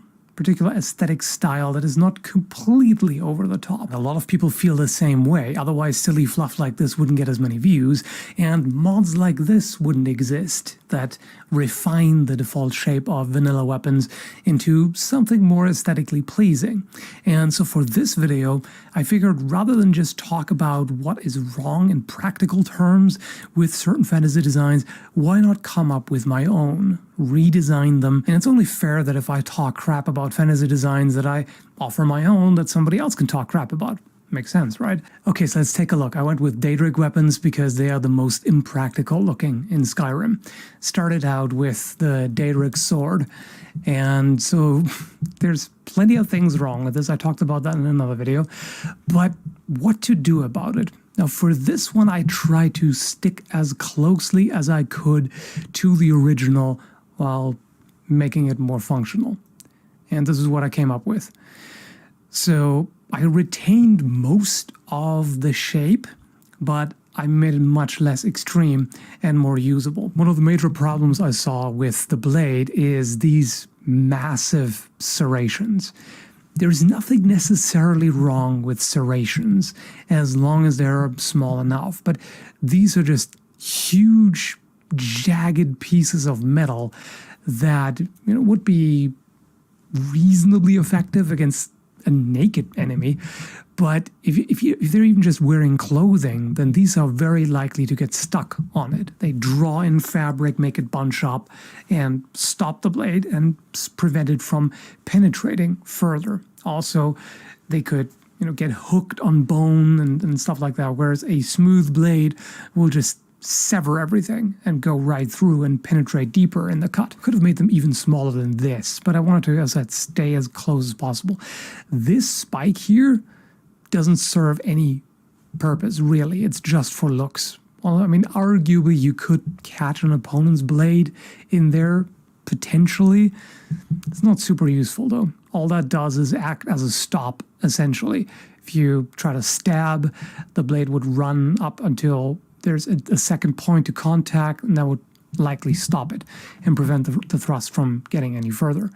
Also, speaking of thrusts, if this ended up in an enemy's body, then the jagged corners there are very likely to get stuck. Now, the other thing is this additional layer here. This black stuff looks like an additional layer of metal that was put on top, so it adds more weight. So that's why I just skipped that. So we just have the guard going on here. The handle I made thicker because this is a very skinny handle, judging by the overall size, and this is terrible. Any kind of spike that points at your own hand and at yourself in general, this in particular is really bad. That would suck. This is not so much of a problem, although it's still way too pointy and you couldn't really use it in a fight effectively. Half swording with this kind of blade isn't exactly an option.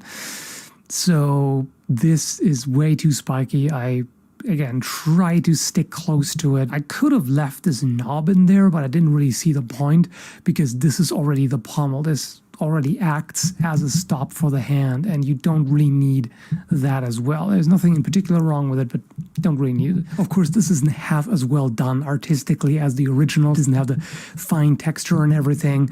I did a pretty rough job here because I didn't want to spend too many hours on it, and also I'm not that good with art design like this. When it comes to shading and colorings, not really my strong side. So definitely simplified a lot, and I wanted to keep this red stuff here because that's kind of part of the Daedric style, and I just added kind of a gem in there just because. You could very well have some more decoration on the bare metal here, so you can make it much fancier. Also, this is the first version. I then decided to shorten the handle because this is a one-handed sword. Why on earth do you need such a long handle? This is a two-handed handle, essentially. So it makes much more sense to make it way shorter. Next up is the Daedric Greatsword, or really long sword. It's not large enough to be an actual greatsword. Well, that just as a side note. So this one has lots of practical problems. So I had to modify the design quite a bit to make it practical, in my opinion. One issue is this right here. That's not really a good idea. I mean, to be fair, there are some historical swords that have 2 points, but generally it's not really the greatest idea, because generally what makes a thrust so effective is that it concentrates all of the force, all of your weight behind the thrust on this small little point, a tiny surface. If you have two surfaces that make contact with the target, then you're essentially dividing the force. So it won't penetrate as well. Even though you're stabbing the target 2 times at once, which may seem great, ultimately it's going to be a less effective thrust. The other issue here is the edge as well there is just too jagged. It's not very good at cutting. The guard isn't the worst I've seen, but it's very bulky and also really pointy here. That again is kind of asking for trouble. But as that the main issue is this is so much bulk that if you made this would be very unnecessarily heavy. The grip overall is pretty good. And then we've got the pommel here again. So yeah, this is a bit much. Again, pointy, threatening the user, not really ideal. So this is what I came up with. And admittedly, it doesn't have a lot to do with the original.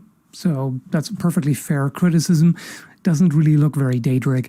On this one, I deviated quite a bit from the original design to just make it as practical as I can.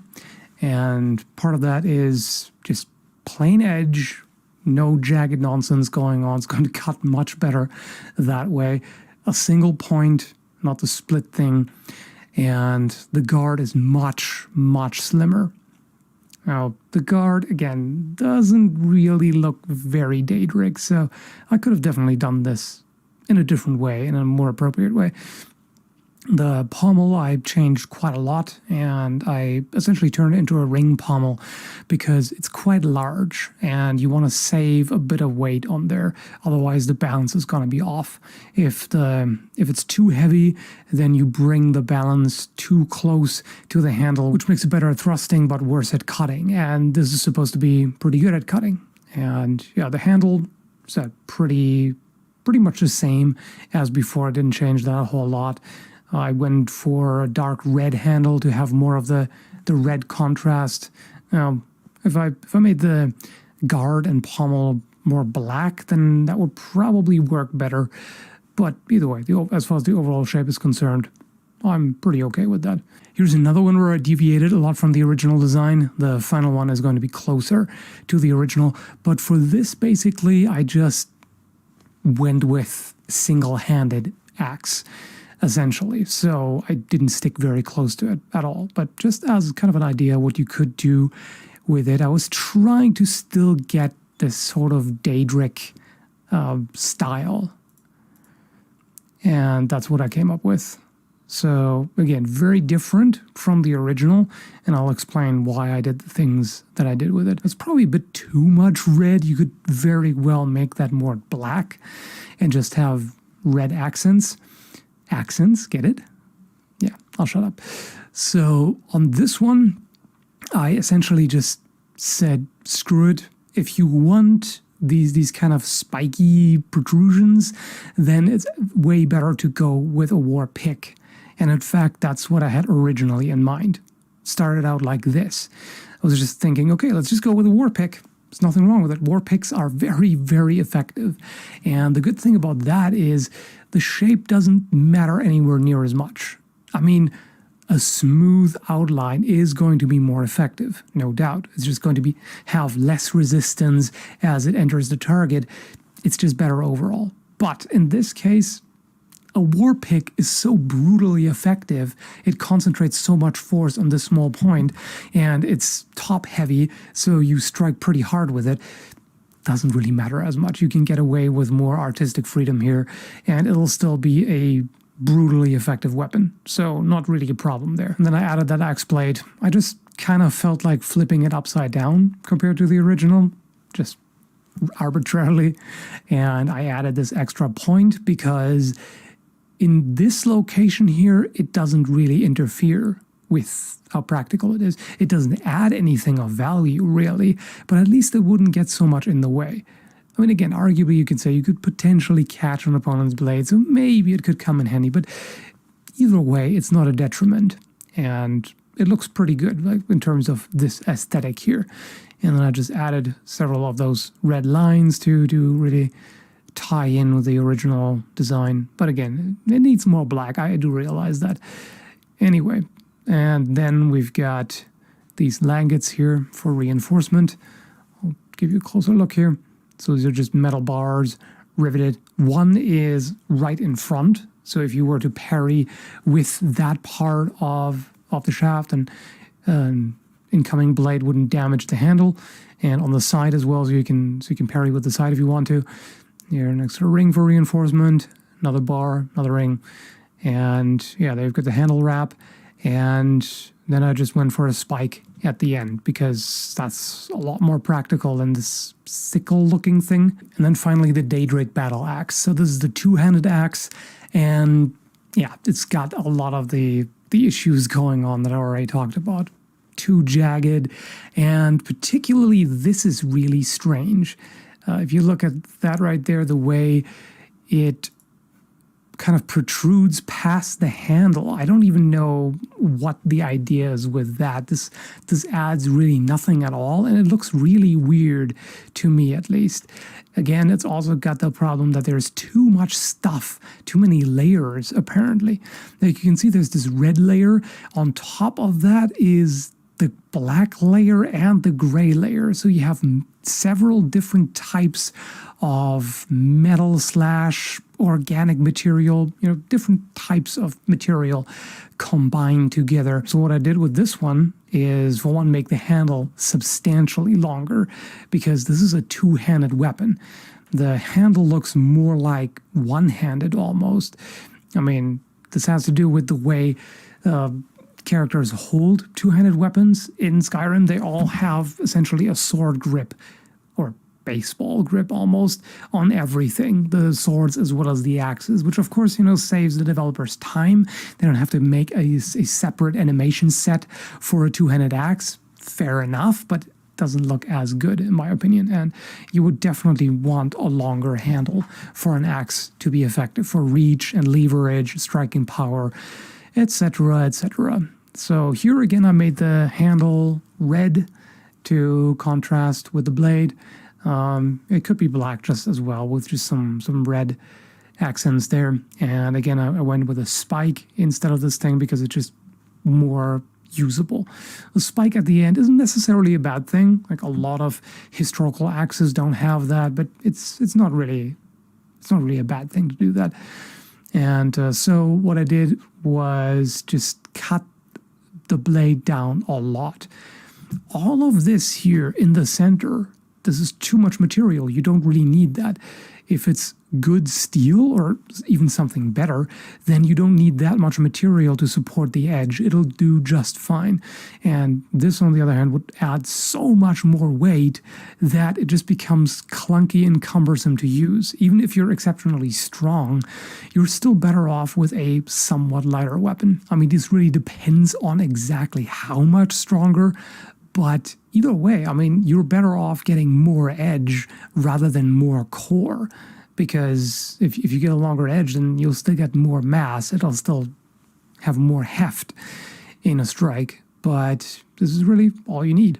And on the other side, I got rid of this strongly forward curved spike, because this spike here literally cannot be employed. There's no way this would ever make contact with an enemy, really. And it would interfere if you wanted to thrust with the horn of the axe. You could do that with this design, but not with that. It would stop here. So not really very useful. So I just cut all of that away, slimmed it down a lot, but retained the basic shape here. And also I made the point, the lower horn here, stop at the handle, because I don't really see any point in making it protrude past the handle. And then we've got langets here again for mounting and reinforcement. So feel free to say what you will about these designs. If you think they are boring or just not true to the Daedric style, which is fair enough, they are not that close, then it's all fair game. But either way, I hope you found this entertaining. Thanks for watching. Check out links in the description down below, and I'll see you next time. If you liked the video, consider supporting the channel on Patreon. Or maybe you want to buy some razor blades.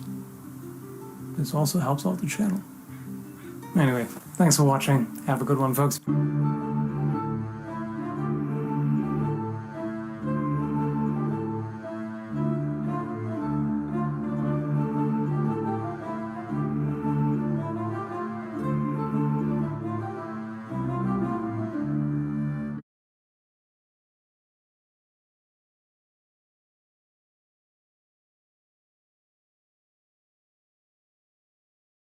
I'll just talk about what I have open here, because I was actually going to look through a bunch of things, a bunch of pictures, and comment on them. Wondering what design I had in mind here, because it's supposed to be a flintlock, but it's also a break action. So what is it now? Is it a breech loader, or is it a flintlock, or is it some kind of hybrid? And of course, we have to have this scantily clad hot chick with an oversized gun that she wouldn't even be able to lift, because that's a lot of metal. Nice touch with the birdie, though. And also, look at the scope. I'm really nitpicking now, but it's kind of what I'm here for. The scope is pretty large, but it tapers so much, and then it's so far away from the eye. The eye relief on that would suck. Like, if you haven't used scopes before, the problem is if your eye is too far away from the scope, I mean, for one, it gets pretty small, so you can't see as well. But also, if your eye isn't perfectly aligned with the scope, you'll have like a black outline that can cover quite a lot of it. And I mean, okay, it depends on how this particular scope works. Like, since it's high tech, it could be different. But the eye is still so far away from this small opening that's not usable. Can't tell me that's usable. You know, stuff like this is like, oh yeah, it's super sci-fi, and it does things, you know, by the power of either magic or science or what have you, and that's fine. Beast Wars Transformer Dino Bits sword. Okay. Now I typed in Best Wars. I am derpy today. Like, really derpy. Is it this one you mean, or is it that one? I don't know. Both? This I'm not a fan of. That looks kind of interesting. I kind of like that. It seems to have... So it looks like some kind of organic core. I don't know, chitin or something. And then it's got these metal-looking blades attached to it. Kind of like a Makoweetle. So, interesting. But, yeah, I mean, this is again the kind of thing that's not exactly trying to be realistic in the least. So, and of course, action figures have to be over the top. Gunblade from Final Fantasy VIII. I've actually talked about that, but it's a long time ago. That's an old video. Okay, no, actually, let me just type in Gunblade. That should be enough. Yeah, so, like I said in that video, the main problem with this is, again, size. I mean, this is not nowhere near Buster Sword level, but it's still oversized, and depending on the thickness of the steel, that would be a bit of a problem. I mean, yeah, I know, he's super powered and blah this and blah that. Okay, fine, whatever. But that doesn't change the fact that this is a really awkward grip angle for a sword. For a firearm, it's okay, but for a sword, this is a really awkward bend in that. So that would affect how you can use it effectively. Thrusts would be kind of hard to do effectively because it's kind of canted down. And yeah, I mean, there were also different contradictory statements about what the thing is and how it works. From what I remember when I looked it up, there was something about that it supposedly, when it discharges, the vibration that goes through the blade is supposed to do extra damage, and no, that's not how physics work. And that would, in fact, if anything, that would sabotage your efforts, because, you know, normally if you want to do a good cut, you want the edge alignment as consistent as possible, and you want the blade to move as little as possible. The ideal would be a robot arm holding it perfectly steady and applying consistent pressure throughout, and not moving it at all, like that the blade is not being thrown off, is not flexing in the target or anything like that. If you deliberately introduce that and make this thing vibrate, yeah, that's not going to go very far. Like if you cut into the target and it vibrates, and it's much more likely to get stuck, and you won't complete the cut. You won't cut through the entire, through the entire body is difficult, but with superhuman strength, you could do that. But with the vibration going on, I don't think so. That seems very counterproductive. I'll be interested to hear what you have to say about Warframe guns, primary and or secondary ones. Okay, let's do it. Whoa, what the hell?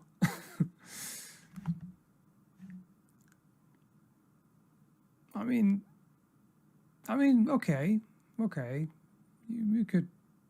It could be held by a human hand or a humanoid.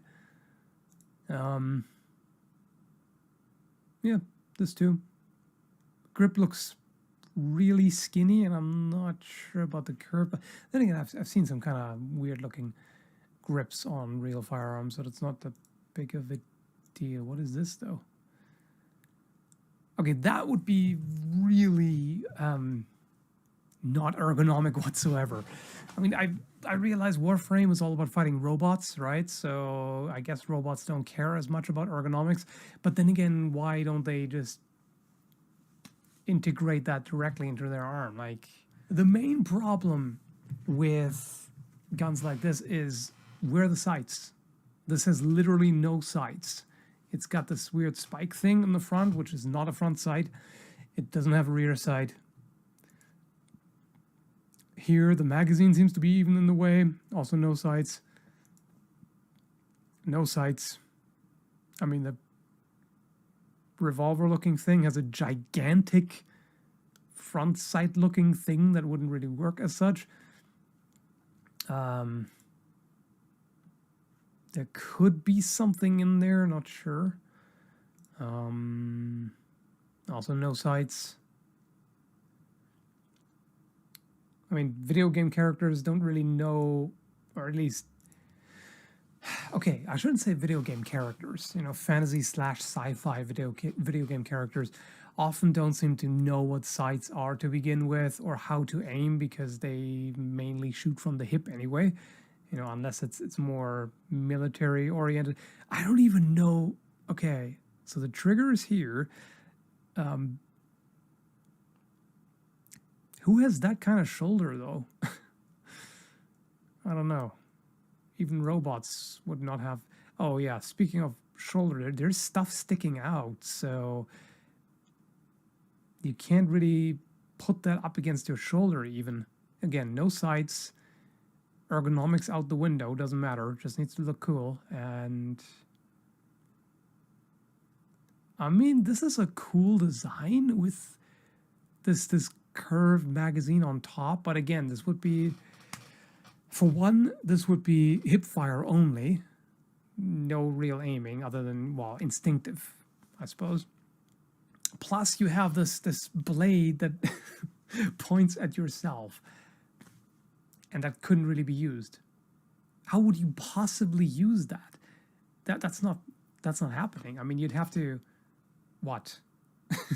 If it's sticks out like this. There's literally no way you could even damage anything with that other than yourself. Yourself, absolutely, you could damage with it, but how would you employ that against an enemy? You can't. Like, even if you're a robot, you can't. So that is really bizarre. Anyway, I shouldn't spend too much time on just this, I guess, because since the comments are piling up here. Okay, Man-at-Arms made the Daedric. Oh, you mean Daedric? Like, as such? Yeah, they did. You... Daedric stuff is so... I mean, it's the most impractically shaped stuff in Elder Scrolls. There's so many things wrong with that. You know, the thing that... at the blade at the bottom that would threaten you, and all the serrated and spiky nonsense that would get stuck in a target instead of cutting through, and it would even be stopped by cloth. I mean, if you have such large serrations or spikes, the problem is the first spike or serration that hits the target is going to pull in a bunch of cloth, and then it'll snag on that, and it will probably just either rip it off or just get stuck completely instead of going into the target as it should. So yeah, there are lots of problems with that. I challenge you to say anything positive about the Monado from Xenoblade Chronicles. Okay, I'll try. How dare you? You really wanted to make it as difficult as possible for me, didn't you? Okay. I don't know anything about the thing. What it looks like, there's actually an energy blade coming out of it.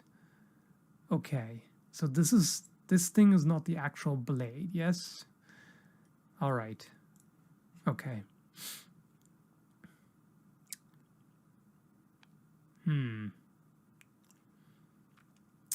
Something positive about it. It's an energy blade. It can potentially damage anything, right? It's armor piercing and all that. And to be fair, it is kind of a cool design overall.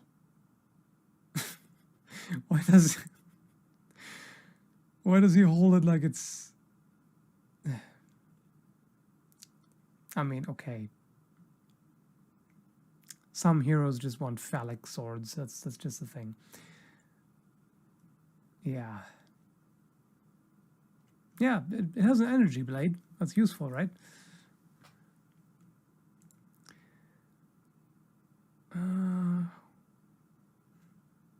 Okay, there's $50 from Chemo. Thank you very much. That's very generous. I appreciate that a lot. No comment, but yeah, it's awesome. Thank you. Well, was armor still used after guns, 16th century? Well, because they still worked. At that time, they were still able to stop bullets, well, lead balls in that case.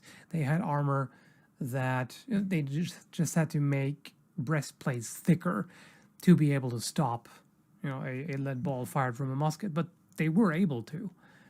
It's just that eventually there was more. I mean, the entire military system was reformed, and there was more focus on, well, basically let's field a large number of soldiers with, equipment that isn't overwhelmingly expensive. I mean, supplying an entire army with firearms, of course, has a certain cost, but not as much as equipping them with armor as well on top of it. So they just scale it down until eventually it was, only officers had armor, and, eventually it was just, clothing on the battlefield. Don't need armor. I mean, they could have used it, but it was just a different focus now. So arguably they could have continued to use armor and continue to improve it. But there were also changes like ditching leg armor, for example, because it had to be that thick and thereby heavier than before to stop firearms. And that's a lot of weight to carry around. That's very exhausting. So yeah, they just skipped that because it just wasn't as feasible anymore. It was the most fantasy looking actual real world weapon that existed that you know of. This. I'm actually, one of the things I have on my to-do list is a video about the weirdest weapons in history. And this one makes the list for obvious reasons. I mean, what the hell? You can fold those additional blades. Generally, I've noticed that a number of times when there's a design that where I would say fantasy, what the hell, this is impractical, and then I find something like that just made in a different geographical area, and different historical era too. So this has serrations, and I talked about serrations earlier, but at least these are not huge. There isn't a lot of space in between them. It's not long spikes. So this would probably get through clothing without getting stuck, I think. I don't really see... this could be... let me see. Does it say anything about that? Very rare. I mean, yeah. Sometimes they were just experimenting a little bit. Sometimes it is ceremonial. I know. It's the standard archaeologist's excuse, but sometimes it's true. Sometimes they weren't actually designed for actual combat, and that's a different... What would slasher movies be without cool weapons, right? And weapons with dramatic effect, no less. Or perhaps just particularly squishy human bodies. Either way, let's look at some horror movie weapons and think about how practical they would be in real life without supernatural strength and all that. Now, this list would be different if the weapons functioned the exact same way as in the movies or granted you the powers associated with them. You know, Freddy's glove, tall man's spheres, pyramid heads, giant knife. We're going to be assuming a mundane setting without magic or supernatural stuff, and I'm excluding guns. Otherwise, I mean, come on. M41A pulse rifle from Aliens. How can you beat that? I mean, Predator shoulder cannon, maybe. Either way, and I'm going to be sticking to villains, so no flamethrower or buzzsaw or stake jackhammer. Sorry. I'm also assuming a skilled user, not just some random Joe Schmo who has no freaking clue how to use these. And it's sad that I have to say this, but disclaimer, this is just for entertainment. I'm not endorsing or glorifying violence in any way. Okay? So let's get to it. But first, this video has the most fitting sponsor, Shudder. It's a video streaming service by AMC, specialized in all things spooky, creepy, and gory. You'll be able to try it for 30 days free with my code Scalagram on Shudder.com. Shudder is doing its annual 61 Days of Halloween in September and October with a new season of the Creepshow reboot, new specials with Elvira and Joe Bob Briggs, and so much other stuff. They're going to make a killing, if you know what I mean. Although it's a specialized platform, I like the variety within. You've got everything from nostalgic old classics to slasher flicks to sci-fi, horror, comedy, and documentaries, just to name a few. One obscure title that really surprised me is Dave Made a Maze. It's one of the most original movies I've seen, and a great example of how much you can do on a budget if you're creative enough, with cutting-edge cardboard technology. Ugh. Cardboard cuts. There are also plenty of exclusives to choose from. So if you like horror and all its subgenres, go to Shudder.com and use the code Scalagram for a 30-day free trial. So at the bottom of the list, number 10, I put Freddy Krueger's glove from the Nightmare on Elm Street series. If I was ranking by coolness, this could very well take the number one spot because it's one of the most interesting badass weapons. But in real life, without dream powers, I've talked about wrist-mounted blades and claws before. If you haven't seen that, click on the card in the upper right corner or go to the video description. Are you out of your cursed mind? Claws are brutal, natural weapons of primal mayhem. A tiger can play you to death by ripping out your entrails. Tigers have huge murder mittens with massive bones and stronger muscles and tendons than puny humans. Also, short, stout claws. Have you tried slapping a heavy bag with just your fingers instead of the palm? Hurts, doesn't it? The amount of power you can put into a strike is limited by the weakest link in the kinetic chain. With most weapons, that's the wrist. In this case, that's each individual finger. As terrible and cringeworthy as the 2010 Nightmare on Elm Street reboot was, the glove is actually an improvement, practically speaking. It's got metal strips connecting each finger to a band at the wrist. So this way, it's actually a more solid structure, and you could use it more effectively theoretically. But either way, instead of slashing or stabbing with a single blade, you're spreading the power of the swing across 4 fingers. Not to mention it's got pitiful reach. I made this grid to visualize differences in reach. Next to no defense. At least it's got some limited finger protection. Although with a gauntlet you could try to defend with the back of the hand, but in this case you can't even close a fist. So this would just not be very useful. Sorry, Freddy. If you still doubted, Zombie Go Boom has tested the glove and it sucks. You just cannot do a lot of damage with it, neither with a slash nor trying to penetrate with it. And well, on the upside, it's fast. You can't beat it because it's the speed of your hand, basically, of your arm. And it would be effective in grappling. You know, if somebody tried to wrench the weapon from you, it would be pretty difficult because it's kind of attached to your hand and you could use it in all kinds of positions. And it's pretty easy to carry. I mean, if you didn't want to wear it because you want to be able to close your hand and hold on to things better, it would be somewhat awkward. You'd have to kind of cram it into a pocket or let it dangle from a belt. But it's pretty good overall in that regard. Here's an example of a similarly short but much more useful weapon, the deer horn knife. This is a synthetic practice version. This also doesn't give you much more reach than your empty hand, but so many more options. You can block, control, hook, slash, stab, punch, all kinds of things. And it protects your hand a little better. So that's more useful, and what's also more useful than Freddy's blade glove is the next weapon. Huh? If it's so bad, how do you like this? The hook. You see this in Candyman and I Know What You Did Last Summer. It looks intimidating. How good would it be? Well, it's usually either a meat hook or a pulp or log hook.